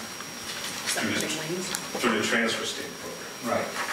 So what happened here on that property is that property slipped through the cracks, and what's our recourse? I don't know if we even have one. We've lost the money that was incurred through property maintenance. So I started pulling out the ordinances of what we should do in this so this situation doesn't happen again. In your packet here, you'll notice there's probably different sheets I have. So on one, in the ordinance that starts in the south, it says 418.13, which is general requirements. Okay? If you go to 413.18.D.4, it explains about weeds. In the second paragraph of number 4 says that you get to go on the property after service of notice of violation. And I'm going to talk to the attorney. I would believe that service of notice of violation is not a green door hanger, but actually writing the citation. Okay, that would be notice of violation, in my opinion, without asking the village attorney. Is that right, Nick? That would be correct for the purpose of demonstrating that notice was issued and for prosecuting that violation. Okay. So then what happened is I went through all of that, and we are within our rights to go and issue a citation, and we're showing our rights to abate the problem. Okay? So violations, the next sheet, which says 418.6 on it, all right, it says prosecution of violation. Any person failing to comply with notice of violation or order served in accordance with this chapter shall be deemed guilty of a misdemeanor or civil infraction as determined by the village. So I've been informed by our attorney here that you write a citation and you go out and cut the lawn. Well, I think that kind of goes here, is that what we can do, or do we have to go to court and get an FDO? Because right here, it says he shall be deemed guilty of misdemeanor or civil infraction as determined by the village. Is that just by issuing a citation and I'm able to go on the property and now cut the lawn? Or do I have to wait to go to court and get an FDO? Well, is the property occupied? Property's vacant. If the property is vacant, then yes, notice would be served of the violation, and once it becomes a condition that is a nuisance, yeah, we can go on the property and maintain it. Okay. So then, so one of the sections 418-7 says notices and orders. It has on the bottom here transfer of ownership. This is where this comes in with the property I was talking to you about. 418-7, if you go on the bottom sheet E, it says transfer of ownership. What that basically boils down to, it says that if somebody goes and sells the property, the fines and fees go with them. The property, just because I sold it, doesn't mean you, the buyer, are free and clear. It doesn't extinguish it. Doesn't, right. Just kind of like with the taxes, they follow the property. Right. So Well, if that's the case, then why can't this guy who owns the property now, why can't we charge him with the There was a $5,500? missing piece to that, and that is that we did not file the determination of the hearing officer, the judgment, with the recorder of deeds to verify under the statute that it's a lien on the property. We did not file an order Okay. with the court because we never issued a citation. Okay, got it. Okay, so we didn't follow our own ordinance of issuing a citation and getting a method or means we want to call it. Okay, I guess I'm lost. How did we get $5,000 in fines if we didn't? Well, I'll get there. No I'll questions. get there. We'll get there, okay? So why did we do this last? Yeah, no, Trying to so follow this. that's why I said, let me finish, because there's a lot of questions. And I know, all right? So what happens here is that we have the fines and fees in the property, but we can't collect the fines and fees because we never got an FDO, finding decision order, because we never wrote a citation on the property. All right? So, on sanctions applicable to property owner, I don't think you have this section 420-10, it says that you don't have it. I'm just going through more ordinances because I leave a lot of light reading. Okay, so what happens here is it says that when you convey the property and after you get an FDO, after 60 days you can file a lien on the property. Why you have to wait for 60 days, I don't know. It's another question for the attorney. Okay, but that's what it says here. Now, what also happens is, on this property, we also have an Illinois compiled statute that Nick sent me. And on this statute, it says one owner cannot be avoided by conveying or transferring the property to another, right? Any subsequent transferee or owner of property takes subject to the finding, decision, and order. That's state law. And this paper here, this is an email. So FDO is finding, decision, order. We don't have a finding, decision, order. We never wrote a citation. Why they never wrote citations?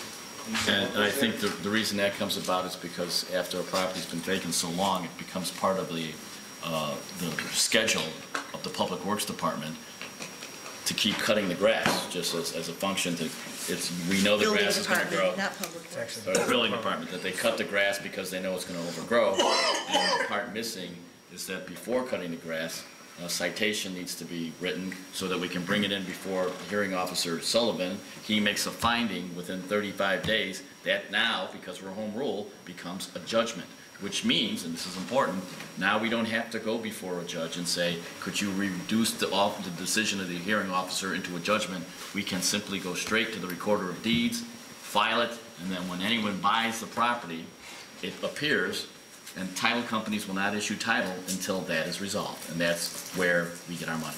No, we do not have to wait for transfer stations, all right? So what's happened here, though, is that building department, this is before Nick. This thing was before NBC. They were not doing this. What they would do is they would just go to the landscape company, and they would say, okay, go cut the lawn, okay? However, what was happening there is, they were letting the landscape company cut the lawn whenever they wanted. All right, so on our general ledger, the $10,000 is budget for property maintenance, now sits at $41K. Because the guy is cutting the lawn every 5 to 7 days, whenever he wants. And this just this one property, okay? So, looking at what they did for the whole village, this company cut the lawns 504 times, charged us $41,000, and on the books, people owe us $126,000. Because we charge $250 a time to cut a lawn. However, one, there's no citation. So let's say we wrote a citation for $250, and we gave the landscape company the list to cut the lawn. Now the $250 means another $126,000 because of 504, right? So now instead of being owed $126,000, we're now owed $252,000. But we're not writing a citation. We're not going in there and getting the property liened. We're not getting that and losing all that revenue. And in this case, because it slipped through the cracks, we're hoping to catch it on transfer stamp, that's that $5,600. Nick, can I ask a question? Did you also check with the police department to make sure our CSO didn't write a violation? No, all this is just, I got a bill here for 10 grand for all these lawns, and my first question out is where's our checks and balances? Who's deciding that the lawns are cut at the taxpayer's expense? So right now, what has to happen, in my opinion, is, and I have a staff meeting tomorrow, is that the procedure is going to be, we write the citation. I have to find out from the attorney when we can go on that property after the citation's written, whether it's the next day, you gotta wait 5 days, or we have to go to court. Okay, what we legally do. And then we go and proceed from there, what the program's gonna be. I mean, we're even going on properties that are occupied, found out we're cutting lawns. Yes, the village is cutting lawns on occupied properties. That stopped too, by the way, so you know. So the bottom line here is I'm not making you aware of that. We have a situation here, this is grass and weeds, where we're losing a significant amount of money. That's just one property you found. That's just one. Now, currently, the ordinance reads that grass and weeds cannot exceed 8 inches. The village is going to be updating its property maintenance code and adopting a new property maintenance code. I would like to suggest, I'm going to bring this up for discussion when we do it, but just for something for everyone to think about. And because I'm new, I don't know why the decision was made for 8 inches in height of grass and weeds. Should we change it to 6 inches? Yeah, and the other I don't know what's standard in the industry around, but. Some use 6, some use 8. But the bottom line here is those two, is that when's the violation? We're cutting a lawn every 5 to 7 days. Well, the violation is the grass is 8 inches long. I go out, I take care of the violation. The grass is now 2 inches long. In 5 to 7 days, is that grass back into violation at 8 inches long and I run under citation? I don't think we leave that up to the landscape company and then we pay the bill. We go out and we determine when we are in violation and when it needs to be fixed. That's correct. I think the problem comes in is that you have problem lawns. There's a difference between a vacant property that has now, in effect, become a ward of the village, and that you can't have, 3 feet of grass right next to a house that, is occupied. Mm-hmm. So those, the purpose of the violation, we know the house is vacant. No one's been there for a year or a year and a half. We know that we've had to cut it 8 or 9 times. The purpose of the citation there is to be able to record that we gave the owner notice that we're going to cut their lawn, and then they didn't do it, and then we cut it, and then we fine them for the money that we get back to lien. With a house, your neighbor may sometime this summer go on vacation or just get behind, and his grass is gonna get 7 inches or 8.5 inches. Obviously, the village is writing citations on that when a complaint comes in and it's necessary. We don't wanna have the building department being the grass police and having to write tickets for grass that is 8 inches for a day, and then the owner cuts it. Right, that's what we hang a door hanger. Okay, that's a resident, the house is occupied, we hang a green door hanger as a reminder, this is not a citation, you need to cut it off. Okay, and I've been told, put the word out, that includes the weekend. You can't go out on Monday and give them 5 days, if they have to cut on Friday when they work. You have to at least give them a weekend. All right? The other thing that needs to be addressed is all part of this, and I asked Maria here for a copy of ordinances for fines.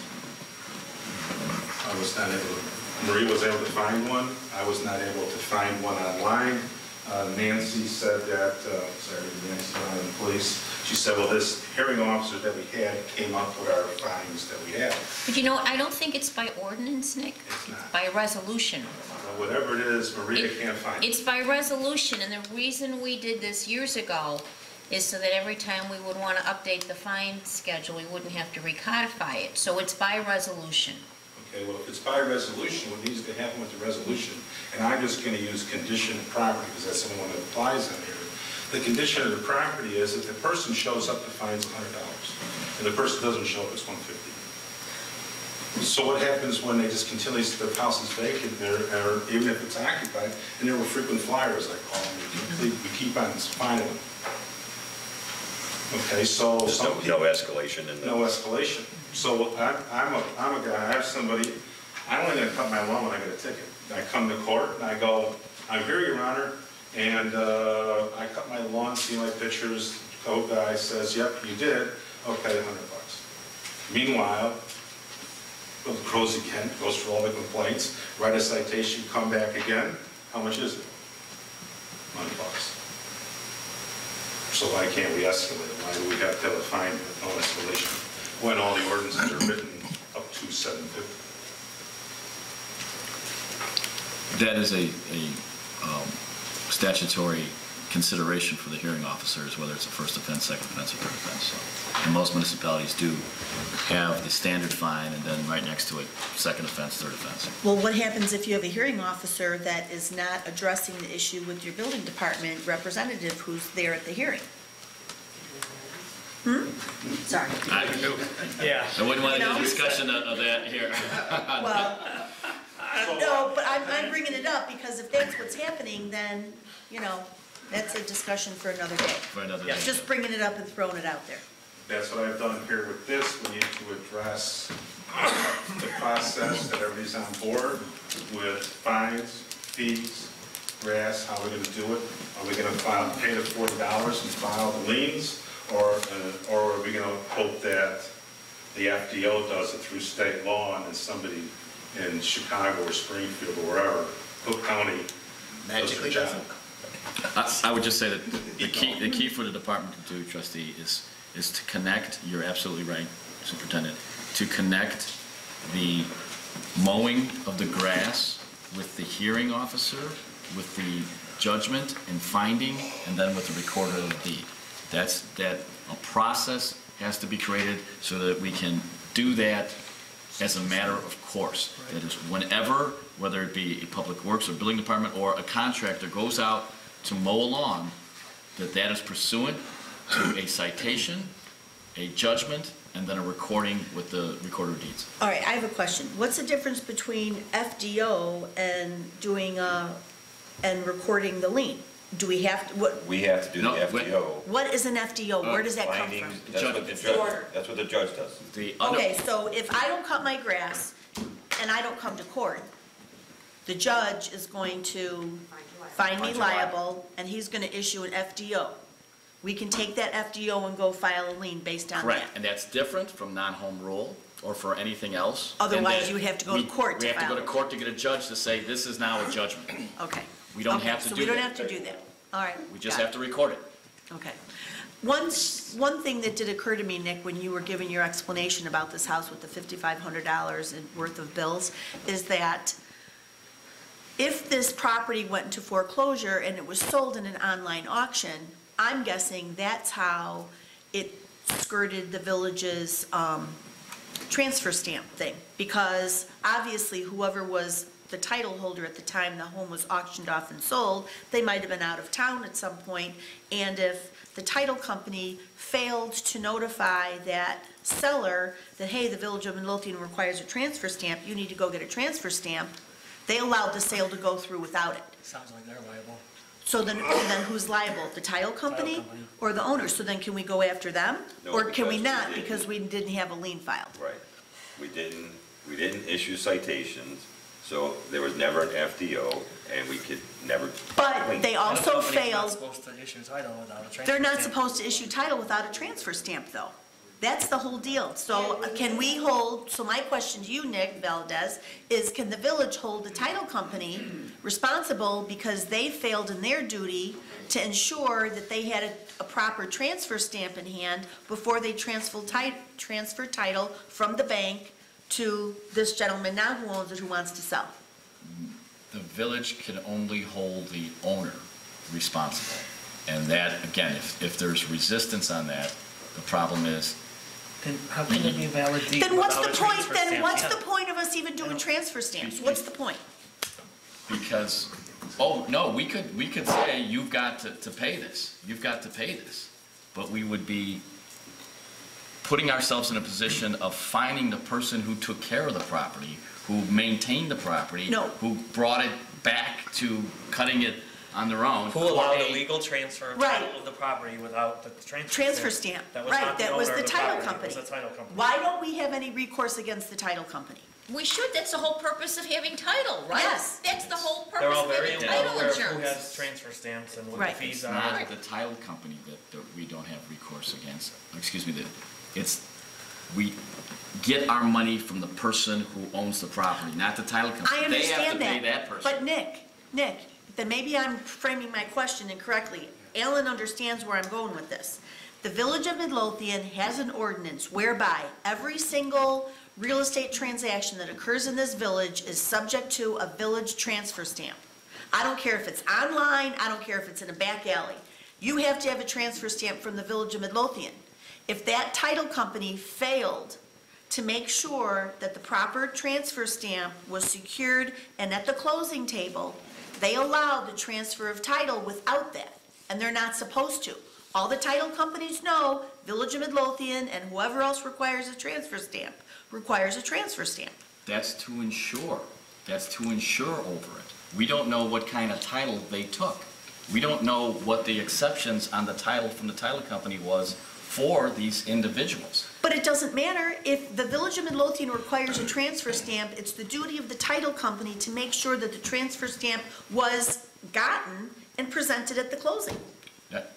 It's not the duty of the title company. It's the Well, then duty why of would the, anybody- of the buyer to make sure, The buyer or the seller. the buyer or the seller, right? We don't Buyer know or the that seller. they even had title insurance.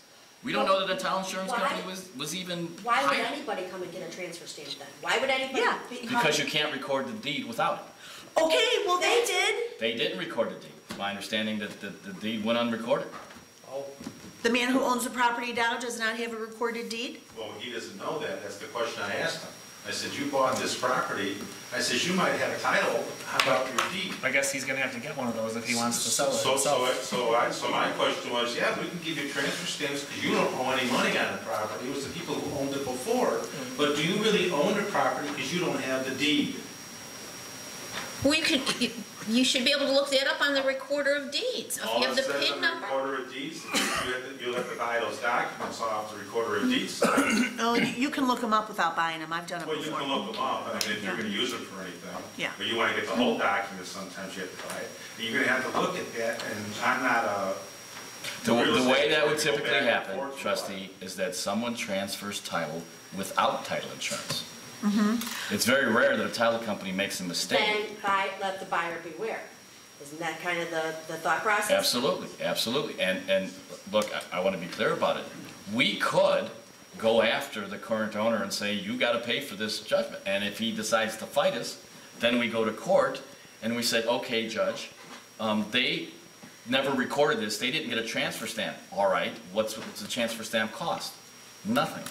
All right, but we did grass cutting and maintenance on the property. Okay, show me your judgment from the hearing officer. Well, we'd have to check with the police department too, because the CSO writes a lot of those tickets too, which might not be with the building department file. But even still, I mean, if there this might be was, a judgment. but Sandy, even if the CSO wrote them, if there's no judgment, If there's no judgment, then the judge is gonna say, here's your, But if he wrote him, it went to court. If it went to court and the guy didn't show up, he got a judgment. then there's a BDO, but you still have to file it with Cook County as a lien. yes. Let me intervene for a second, okay? When they went to transfer stamps, the problem that they were having before I came on board was that they did not go to all the departments and ask them if there was anything due. So on the bottom of this form now. Who did not do that? Who did not do that? Well, no, they went around, but they, like, we had to add, do we have to add fire? was the only one that Fire. was added. So this form was supposed to go around to all the departments and signed off as to who owes the village money. Well, the police here on this says 0. Okay, so the only people that came out here was, did a final read on the last day of closing. The water due was $71.70, which he ended up paying. But property maintenance on it was $55.65, incurred before he owned the property. And it was not picked up the first time, and we don't even know if the transfer stamps were issued for the sale that was for foreclosure. I asked, do we have a record of transfer stamps? Yes. Okay, so do we have a previous record of this? That's not what I was told. It could be. Asking. They're all saved as a PDF. Okay, well, I asked Gwen and Cheryl, do we have a previous record of transfer The stamps? clerk's office handles all the transfer stamps. So we Okay. have, I can show you the. Okay, well, then we need to take a look at that and see. Because I asked and nobody knew. I asked. Should have asked. Should have asked Maria. You know. He's new. Well, if the form comes back and says 0, I'm assuming it's free and clear. I'm not, go back to the clerk's office and ask the clerk's office, the form says 0. When those requests come in, the clerk's office sends them to the police department, the building department, the water clerk, and I think fire knows. Well, this has been absolutely riveting. It has been very enlightening, too. But I concur. I was going to say, it's been very enlightening, and I'm not sure if you're finished, but I'm hoping you're finished. Day 78? 79. 79. Tomorrow's the I used staff to do meeting, that. day's 80. So And there better be a day we'll have to 80. see what happens after that. We appreciate the constant digging and looking and finding, and keep up the good work. So needless to say, the building department will be creating a policy and procedure to go along with the ordinance, and moving forward, the building department will be issuing citations. The grass cutting will be occurring based on the superintendent's notice to the grass cutting vendor, whomever that may be, come April, and that's how the grass cutting will occur going forward. So my only request is, instead of having to look up all these different sections of the different ordinances, can we have an ordinance where it's all spelled out? I don't think we need an ordinance change. I think we need a policy. We need a policy for. A policy and we- procedure This is to a go case along in with which it. the village has the authority and the power and the ability to collect, to lien all these properties. It's just a matter of making it a policy and operations. And how much does it cost to place the lien though? $40. Okay, so that would be added in addition to, And can the Right. village recoup that $40, or is that just an expense? Absolutely. Yeah, It yeah, would in be- addition. What we should be doing is, when it comes to a judgment and the representative for the village before the hearing officer says what the fine that we're asking for is the penalty part, $100 for not cutting your grass, the recoup of the cost to the village, $250, and then another $40 to record this. Okay. That's what the fine should be. So it's $250 for the grass cutting, $100 for the fine, or $150, whatever the case may be, plus $40 for, And then once that decision is 35 days old, So then- the system has to be in it for, and again, Nick and the department can determine what is the financially most expedient way to go down to the courthouse. Obviously, you don't want to be going down every day or, twice a month, but then batch them all up, take them down and record them. Or mail. I gotta ask a question here now. And I can't believe you say I have to ask a question. Okay, you're supposed to say, can I ask a question? Oh, can I ask a question? What if I said no? So basically, we've been doing it wrong in the past, and now we need to put this policy or procedure in place that basically says that we cut it, we fine them, then we wait until you look at it again or get another report that says they violated it, the 8-inch height, and then we'll have to go through the whole process of, do we notify them again and then fine them again and then go through court? Right. Okay, because I like that much better than having the landscaper do it every week Right. on an abandoned building that we know that's abandoned. Everything's gonna be dictated by the citation.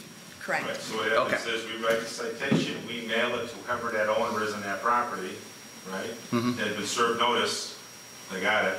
We're gonna get that back saying addressee unknown, refused, whatever the case may be.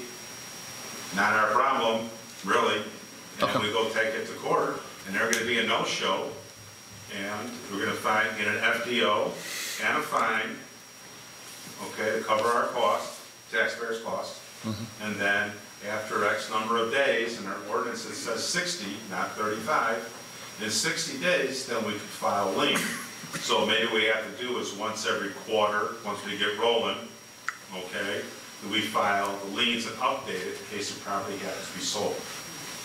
So then what'll happen is they'll do a title search in the property. They'll go, oh my God, there's 6, 7, 8 dozen liens on this property, all owed to the village of Midlothian. Has to be paid before the title company will even proceed. And then if there's ones that fall in that 60-day category, when they're forced to come here for the transfer stamp because they have to come here to take care of the lien. Right. The transfer stamp will hopefully pick up. Hopefully pick that up, and then even if it doesn't, we're only going to be out 1 or 2 months. Right. Not 55 So hours. that resolves the grass cutting. What about boarding up or other fines and stuff like that? Everything's gonna be dictated by the Same citation. exact policy? Right, so I already talked to Maggie about this too. When budget time comes along, property maintenance needs to be broken down into different GL numbers. One for boarding, one for grass, and one for other. We have $41,000 on the general ledger saying that we paid out, but we don't know what is board up and we don't know what is grass. Now, board up's gonna be a lot less, okay, but the grass is a significant portion of that 41,000. Are we going to go back and record liens on the outstanding debt that we have now? Can we? Can we with no FDO? Well, we might have FDOs on. But No, they weren't writing tickets. No, not on every, we've written hundreds and hundreds of citations over the last. Well, yeah, but now For you're grass, going though? through hundreds Well, I'm of- talking about in general for anything, board ups for this, for that. I know we have the public aid building, we have all these other buildings that have been. Well, for the public aid building, I would be totally in favor of that. If we've got citations for the public aid building, We got citations. then let's record those. Right, that's what I'm saying. If we have. Well, they're automatically recorded because there's an FDO. No, they're not not. automatically recorded. No. You get an FDO, that means that you can automatically go and record it as a lien. You don't have to go to court to get permission to Right. record it. But we haven't We've never them recorded in the any of recorder's them. office. Well, I think that article that you We sent have. me in the email, right? We have recorded liens before. It's not like we never. I'm talking No, during, not, because we've been yeah, asking about this. not the last 18 months. Right. Yeah. We used to record We liens used to years record ago. liens. It's not like we never. I've never been involved in a recording Oh, no, I know. situation, so. Okay, onward and upward, I'm That's all sorry. I have. I just want to bring the board's attention that we need to get a policy here that makes sure that we our money. And so on the ones that we have the final orders on, we will be going forward to record those. That's going to be a monumental undertaking. It seems like it's going to be a monumental amount of money owed to the village, too. Right. Well, you know what, I think maybe that there should be a prioritization schedule. Right. The ones Most that expensive, have, most you know, egregious. and hopefully we catch a lot of these when they come in for the transfer stamp if it's done properly. But if I know the public aid building, because I had to provide everything to the land bank attorneys. There are all kinds of citations. So, Were recouped, people that came in and asked for transfer stamps, I think that's like an anomaly where people. This is an anomaly. right, That doesn't happen. Okay, Right. This is an anomaly. So do we Right. want to spend all that, here's the thing. Do we want to spend all that, there's two issues here. One is, do we want to spend all that time and money if 99% of the time or 98% of the time we're recovering this anyway through the transfer stamp? We want to spend all that mess, because this is a huge mess. Filing the liens wasn't fun before, and it ain't going to be fun now. And I want to emphasize that the process would have to, just like you said, Trustee Price, have some discretion. You're not going to go after a $150 fine and pay a $40 recording fee for a $150 fine. Right. We're talking $40,000. about Right. substantial right, fines. if you've got something 10, 15, 20,000, and we may have that on the public aid building, Right. we should probably be filing Or if those you have liens. what Nick calls frequent flyers, if we have a building that we know is foreclosed and the bank is totally ignoring the Absolutely. village's requirement, Yep. if the bank no-shows on 3 citations to cut the grass, we lien that, because banks do not want liens on their properties that they're holding and trying to sell. Anytime a bank is involved and a bank holds the title on a foreclosed piece of property, it gets liened. Because as soon as you put that first lien on there, the bank will make sure that they have a vendor come out and mow that lawn. Well, Nick, I'm looking forward to reading this new policy. Thank you very much. The other thing I just want to talk about, and that's exactly dovetails what you said, was if there's a lot of liens on some of these vacant houses, they'll be vacant forever. So I sort of lean towards the transfer stamp, because it's not as onerous. You know, somebody might buy the house and figure, and then say, well, how much should I got to get for the transfer stamp? Oh, well, it's $5,500. I guess I got the property. As opposed to looking at a $5,500 lien and say, I don't want that property. So we got to be careful that we don't create a whole bunch of permanent vacant 80% housing. of our FOIA requests are exactly that. Pardon me? 80% of our FOIA requests are exactly that. Yeah, What but is the- outstanding on whatever Yeah. address. Okay, okay. Because the bank isn't the one that's going to pay it. The bank wants to offload it. The bank's not going to say there's a $5,000 lien on it. The person buying it and say, hey, bank, pay a lien $5,000 and I'll buy it. Well, The bank wants to offload it. I agree with the banks, but there's some people that are buying it other ways than off of a bank, you know, Fannie Mae, things like that. I don't know. Well, Fannie Mae is the bank. Oh, no, Well, Fannie but I mean- Mae's not off the hook, Don. Oh, yes, they are. No. Never mind. No. Goodbye. No. Onward and upward. Okay, I have one last thing, I have one last item to address under my business. And this is real quick, because we can bring this up for further discussion later on down the road. I want to compliment Don and Sharon on the great job they did on the newsletter. I sent everybody an email the other day making a suggestion that maybe we have like a template page set up, so that starting now, all the departments, as they're thinking of newsletter items, they can kind of start typing them up on this template page, so they have an understanding of how much room they have. Our newsletter was 8 pages. Basically, it broke down to every department, you know, every department got a page. So some departments had more than 1 page worth of information, some had less, so we filled it in with photographs. So to give each department a better idea visually of how much space they have for the kind of information and the amount of information they want to put in, I just suggested that we just create a real easy, just a Word document template that the departments can type their information in, and then once they have their information settled, when it's time to turn the information over to Sharon to put in a Word letter, she can cut and paste it out of that template into the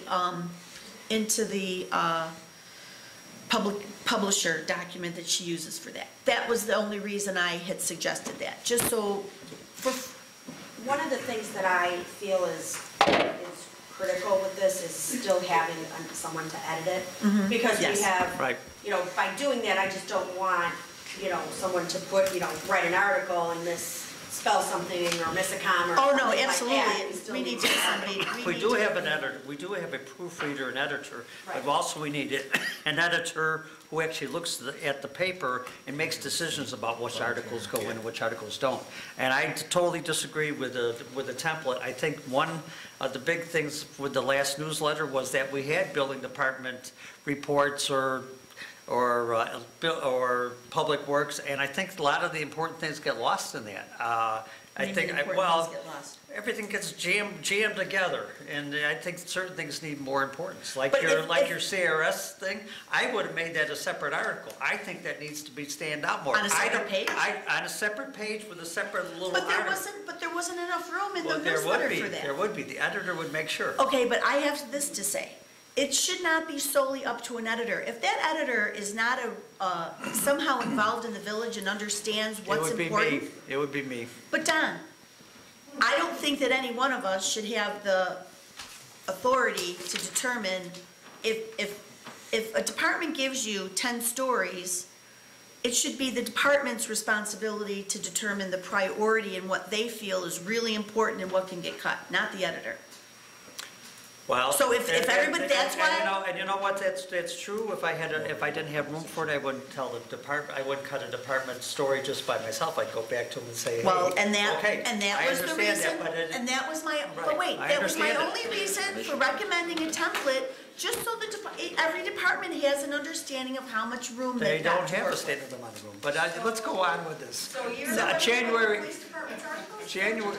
January 8th, or the first committee meeting, we can talk about this. Okay. Because I have to get back with Sharon, and we have to go over what happened and what we can do better, and then I'll come back with some recommendations to the board, and you can be a part of that, but the bottom line is, that's it. Trustee Cavity says she's done, so we'll move on.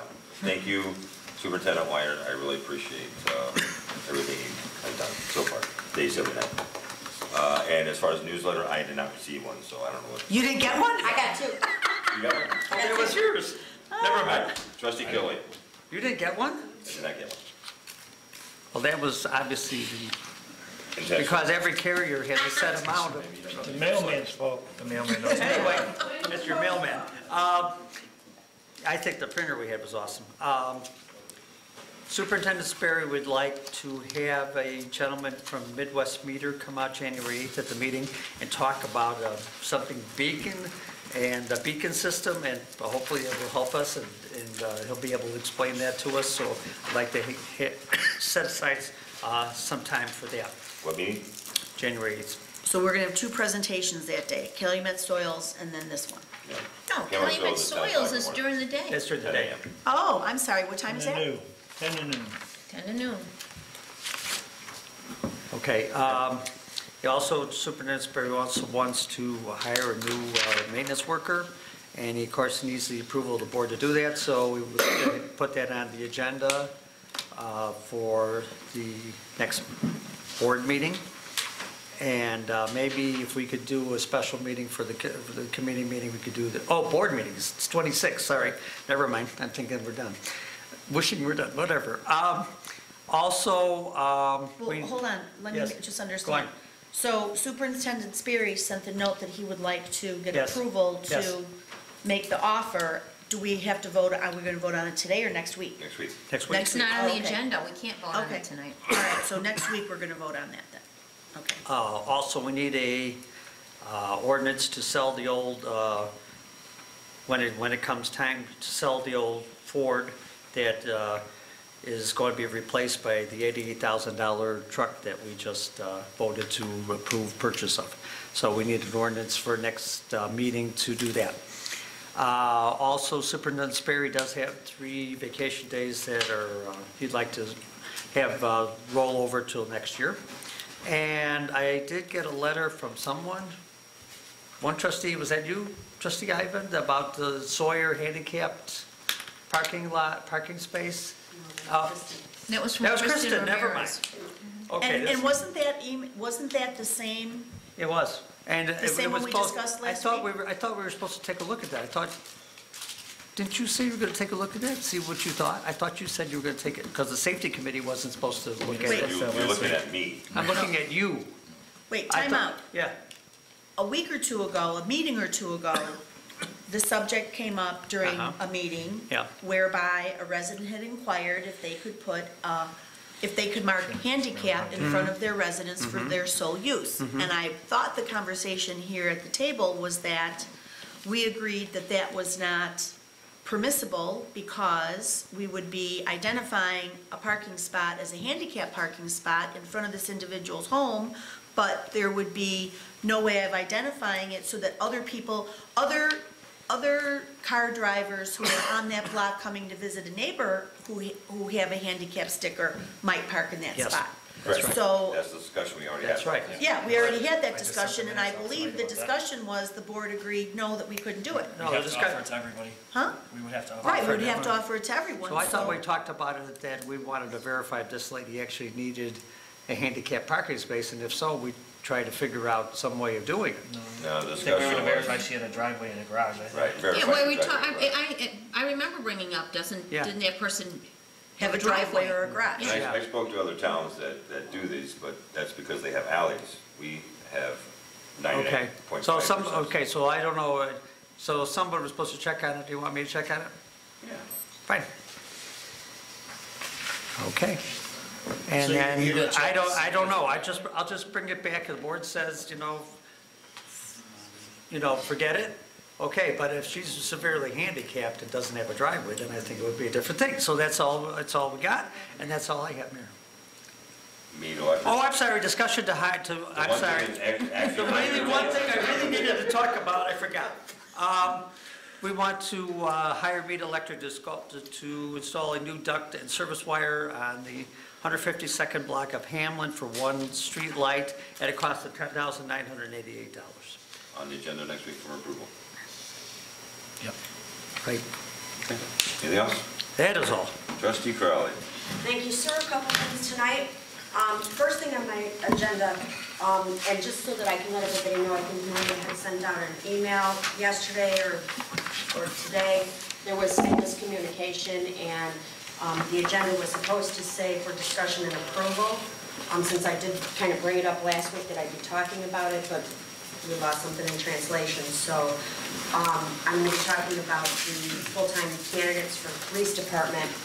And I just want to make sure everybody would be available after this discussion to come next week a little bit early to do the approval so that we could swear them in next week. If you take a look at the emails I sent out, there were 2 emails. I sent out one, and Maria had one in the board packet. We were able to get all the background checks done for the 2 full-time employees. And we have the ability to get both of them into a academy at the first of the year. So it's kind of time sensitive so that we don't have to wait for the next academy. So that's why that happened and that's what's going on. So I just kind of wanted to clarify that. First on my agenda is the discussion of the candidates for the police department. I did send out an email. We did reach out to the first candidate, number 1 on the list, and he was not interested or did not respond back. I can't remember which one. So we did move to number 2 and 3.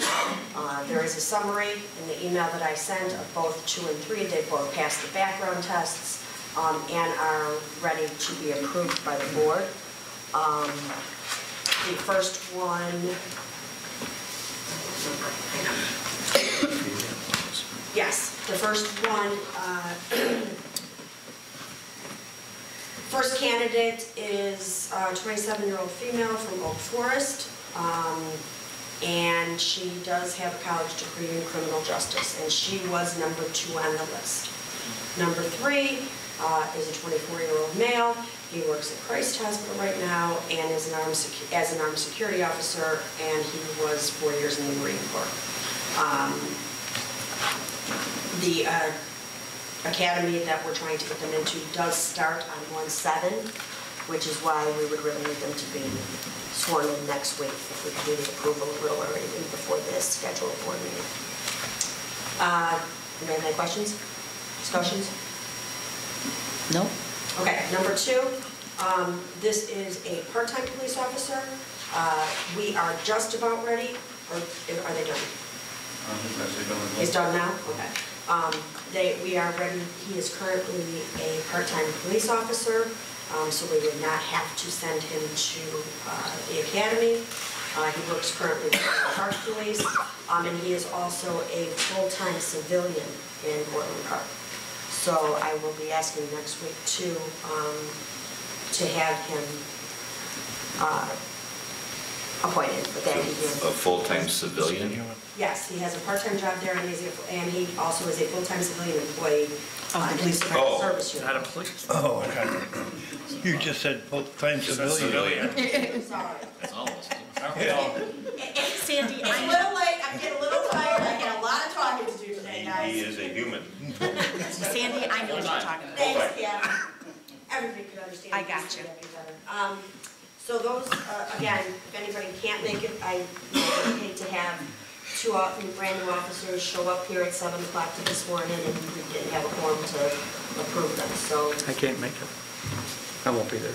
Kathy will. I will be there. I'm good. Jerry, I'm planning on being here. thank you. As am I. Trustee Price? As am I. Okay, thank you. Perfect. Next on my agenda, so then for next week, if we can put the part-time on the consent agenda and the other two again, that would be great. Next on my agenda is discussion of carryover time for Chief Delaney. I'd be asking the board on the agenda next week to allow Chief Delaney to carry over not to exceed 9 days. I don't plan that he will have that many at the end of the year, but that's what he has right now, and we take things day by day when it comes to the D word around here. So, what else do I have on here? You'll get us the names for the swearing in. Yeah, Chief, we'll send them out tonight, or tomorrow. Fire and Police Association? Oh, yeah, I'm getting there, sir, I'm looking. It is time to renew the police and fire, as I've been corrected. It's Fire and Police. Fire and police.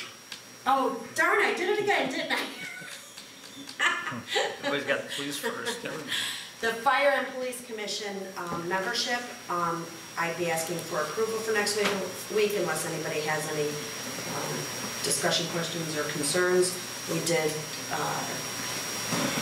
join this association last year. It's been beneficial. We did send our part-time clerk to a couple of the seminars that they hosted, and I think it's been pretty beneficial, so we'd like to continue. How much? Not to exceed 350, I think it was exactly 320, but I'll send that out tomorrow as well.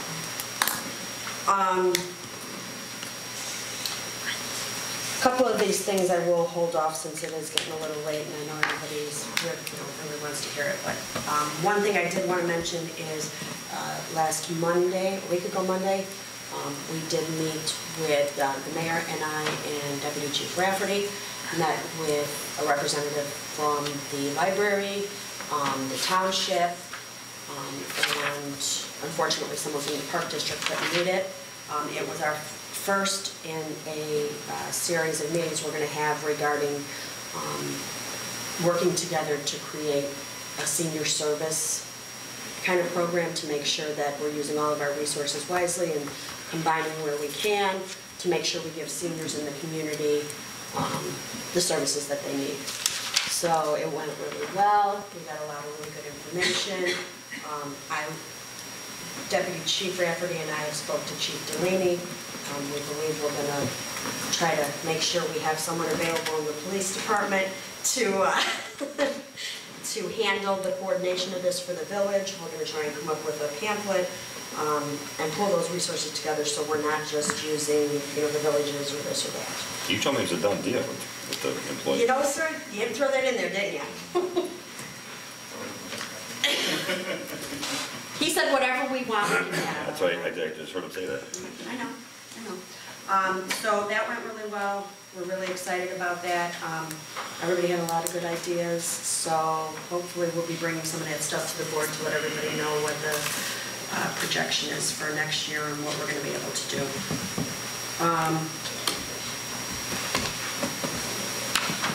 You know what, that's all I have for tonight. May I ask one question? Oh, wait, no, it's not. The architect? I did get that tonight. I haven't opened it yet. Okay, all right. I got something from him tonight, and he told me he has a PowerPoint that sometime after the first of the year, he will come out and produce. So as soon as I open it tonight, forward it to everybody, I should get a preliminary report from him today. The other thing is, Chief Delaney has sent me an email. Oak Forest is inquiring about what the channels would be for them to make an official request to put an antenna on our water tower, or if that would be possible, what the cost would be, how that would work. I'm just not sure who to direct them to get this conversation started. Oak Forest wants to put an antenna on our water tower? Their police department has, go ahead, Dan, why don't you, sorry. Just basically microwave, same thing we did with Bell Park in order for them to be able to transmit. When you say microwave, is it a dish or is it a I pole? think it looks like a dish. Oh, it does look like a dish? Okay, well, They can't get the signals either. Yeah. It doesn't have a glass door though.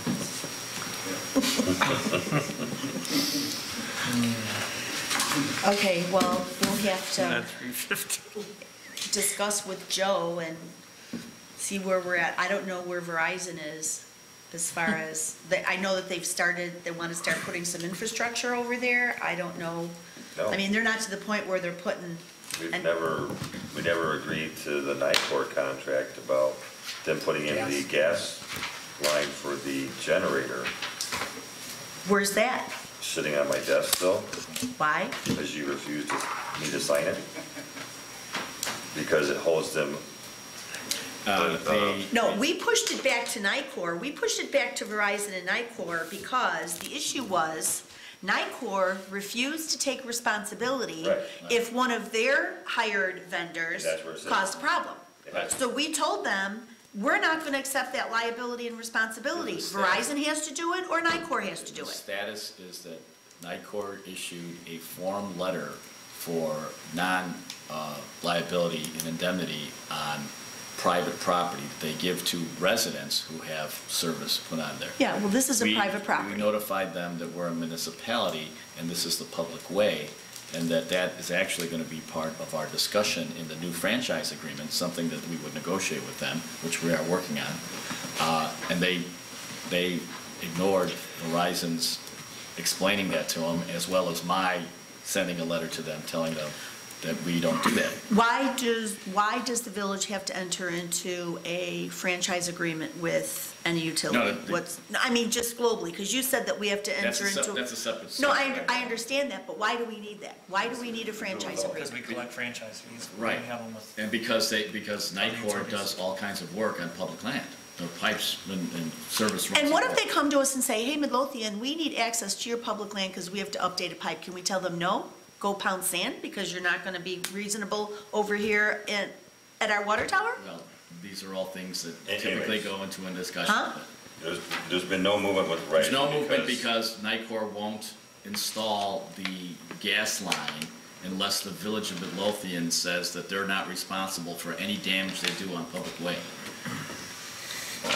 And basically, I'm sure they want that because they're not doing the work. They're hiring someone who's hiring someone who's hiring someone, so they don't want to take responsibility for some knucklehead who makes a mistake. And I want to emphasize. And they don't know who that The document knucklehead is. they wanted us to sign was literally a form Yes. document that you would hand to a homeowner of a new house who was having service. And I rose that to them that, look, Yeah. this is a form letter for something that doesn't apply to us. We're not a residential Right. house having service, we're a municipality, so that's Well, where we're at. then, the problem lies with Verizon. If Verizon wants to get their their antennas up on the water tower, they need to have somebody get in front of someone more important at NICOR to get that issue resolved. So are you done, Trustee Crown? Sorry. Anything else tonight? No, I can hold everything else off till 2 weeks. Rest of my updates. Okay. Attorney? Just that by Friday, you will receive, after Joe gets a chance to look at the IEOU contract tentative agreement, after he gets to review it, we'll get it to you by Friday so that you'll have an opportunity to look at it, and then we can discuss it in closed session. So Maria, if you would put that on the agenda for discussion in closed session, and hopefully the board will approve that agreement and change it from tentative to... Yes, IEOU, the Public Works. And the only other issue is that the state police have requested additional time to respond to the subpoena and the action against the village in terms of turning over information to the plaintiff. So that will be discussed. And again, the reason that impacts us is because Maria will tell you that we have had a slew FOIA requests asking for the same information that the plaintiff has asked for in the lawsuit that brought in the Illinois State Police. That's it. Thank you, sir. At long last, under my business, bless you, bless you, bless you. Thank you.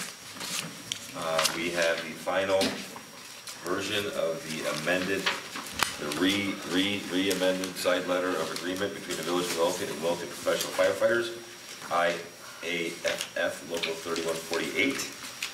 Maria gave you a copy in your packet, page 1, 2, 4 was the only change from the agreement you got received before, where they're asking for engineers getting an additional 10 points. So that came about because originally it said that you had to be an engineer to test to be a lieutenant, and they agreed that you do not have to be an engineer, but if you are, you get an extra 10 points. Everything else remained the same. They agreed to leave the captain in as management out of the union, and they took out the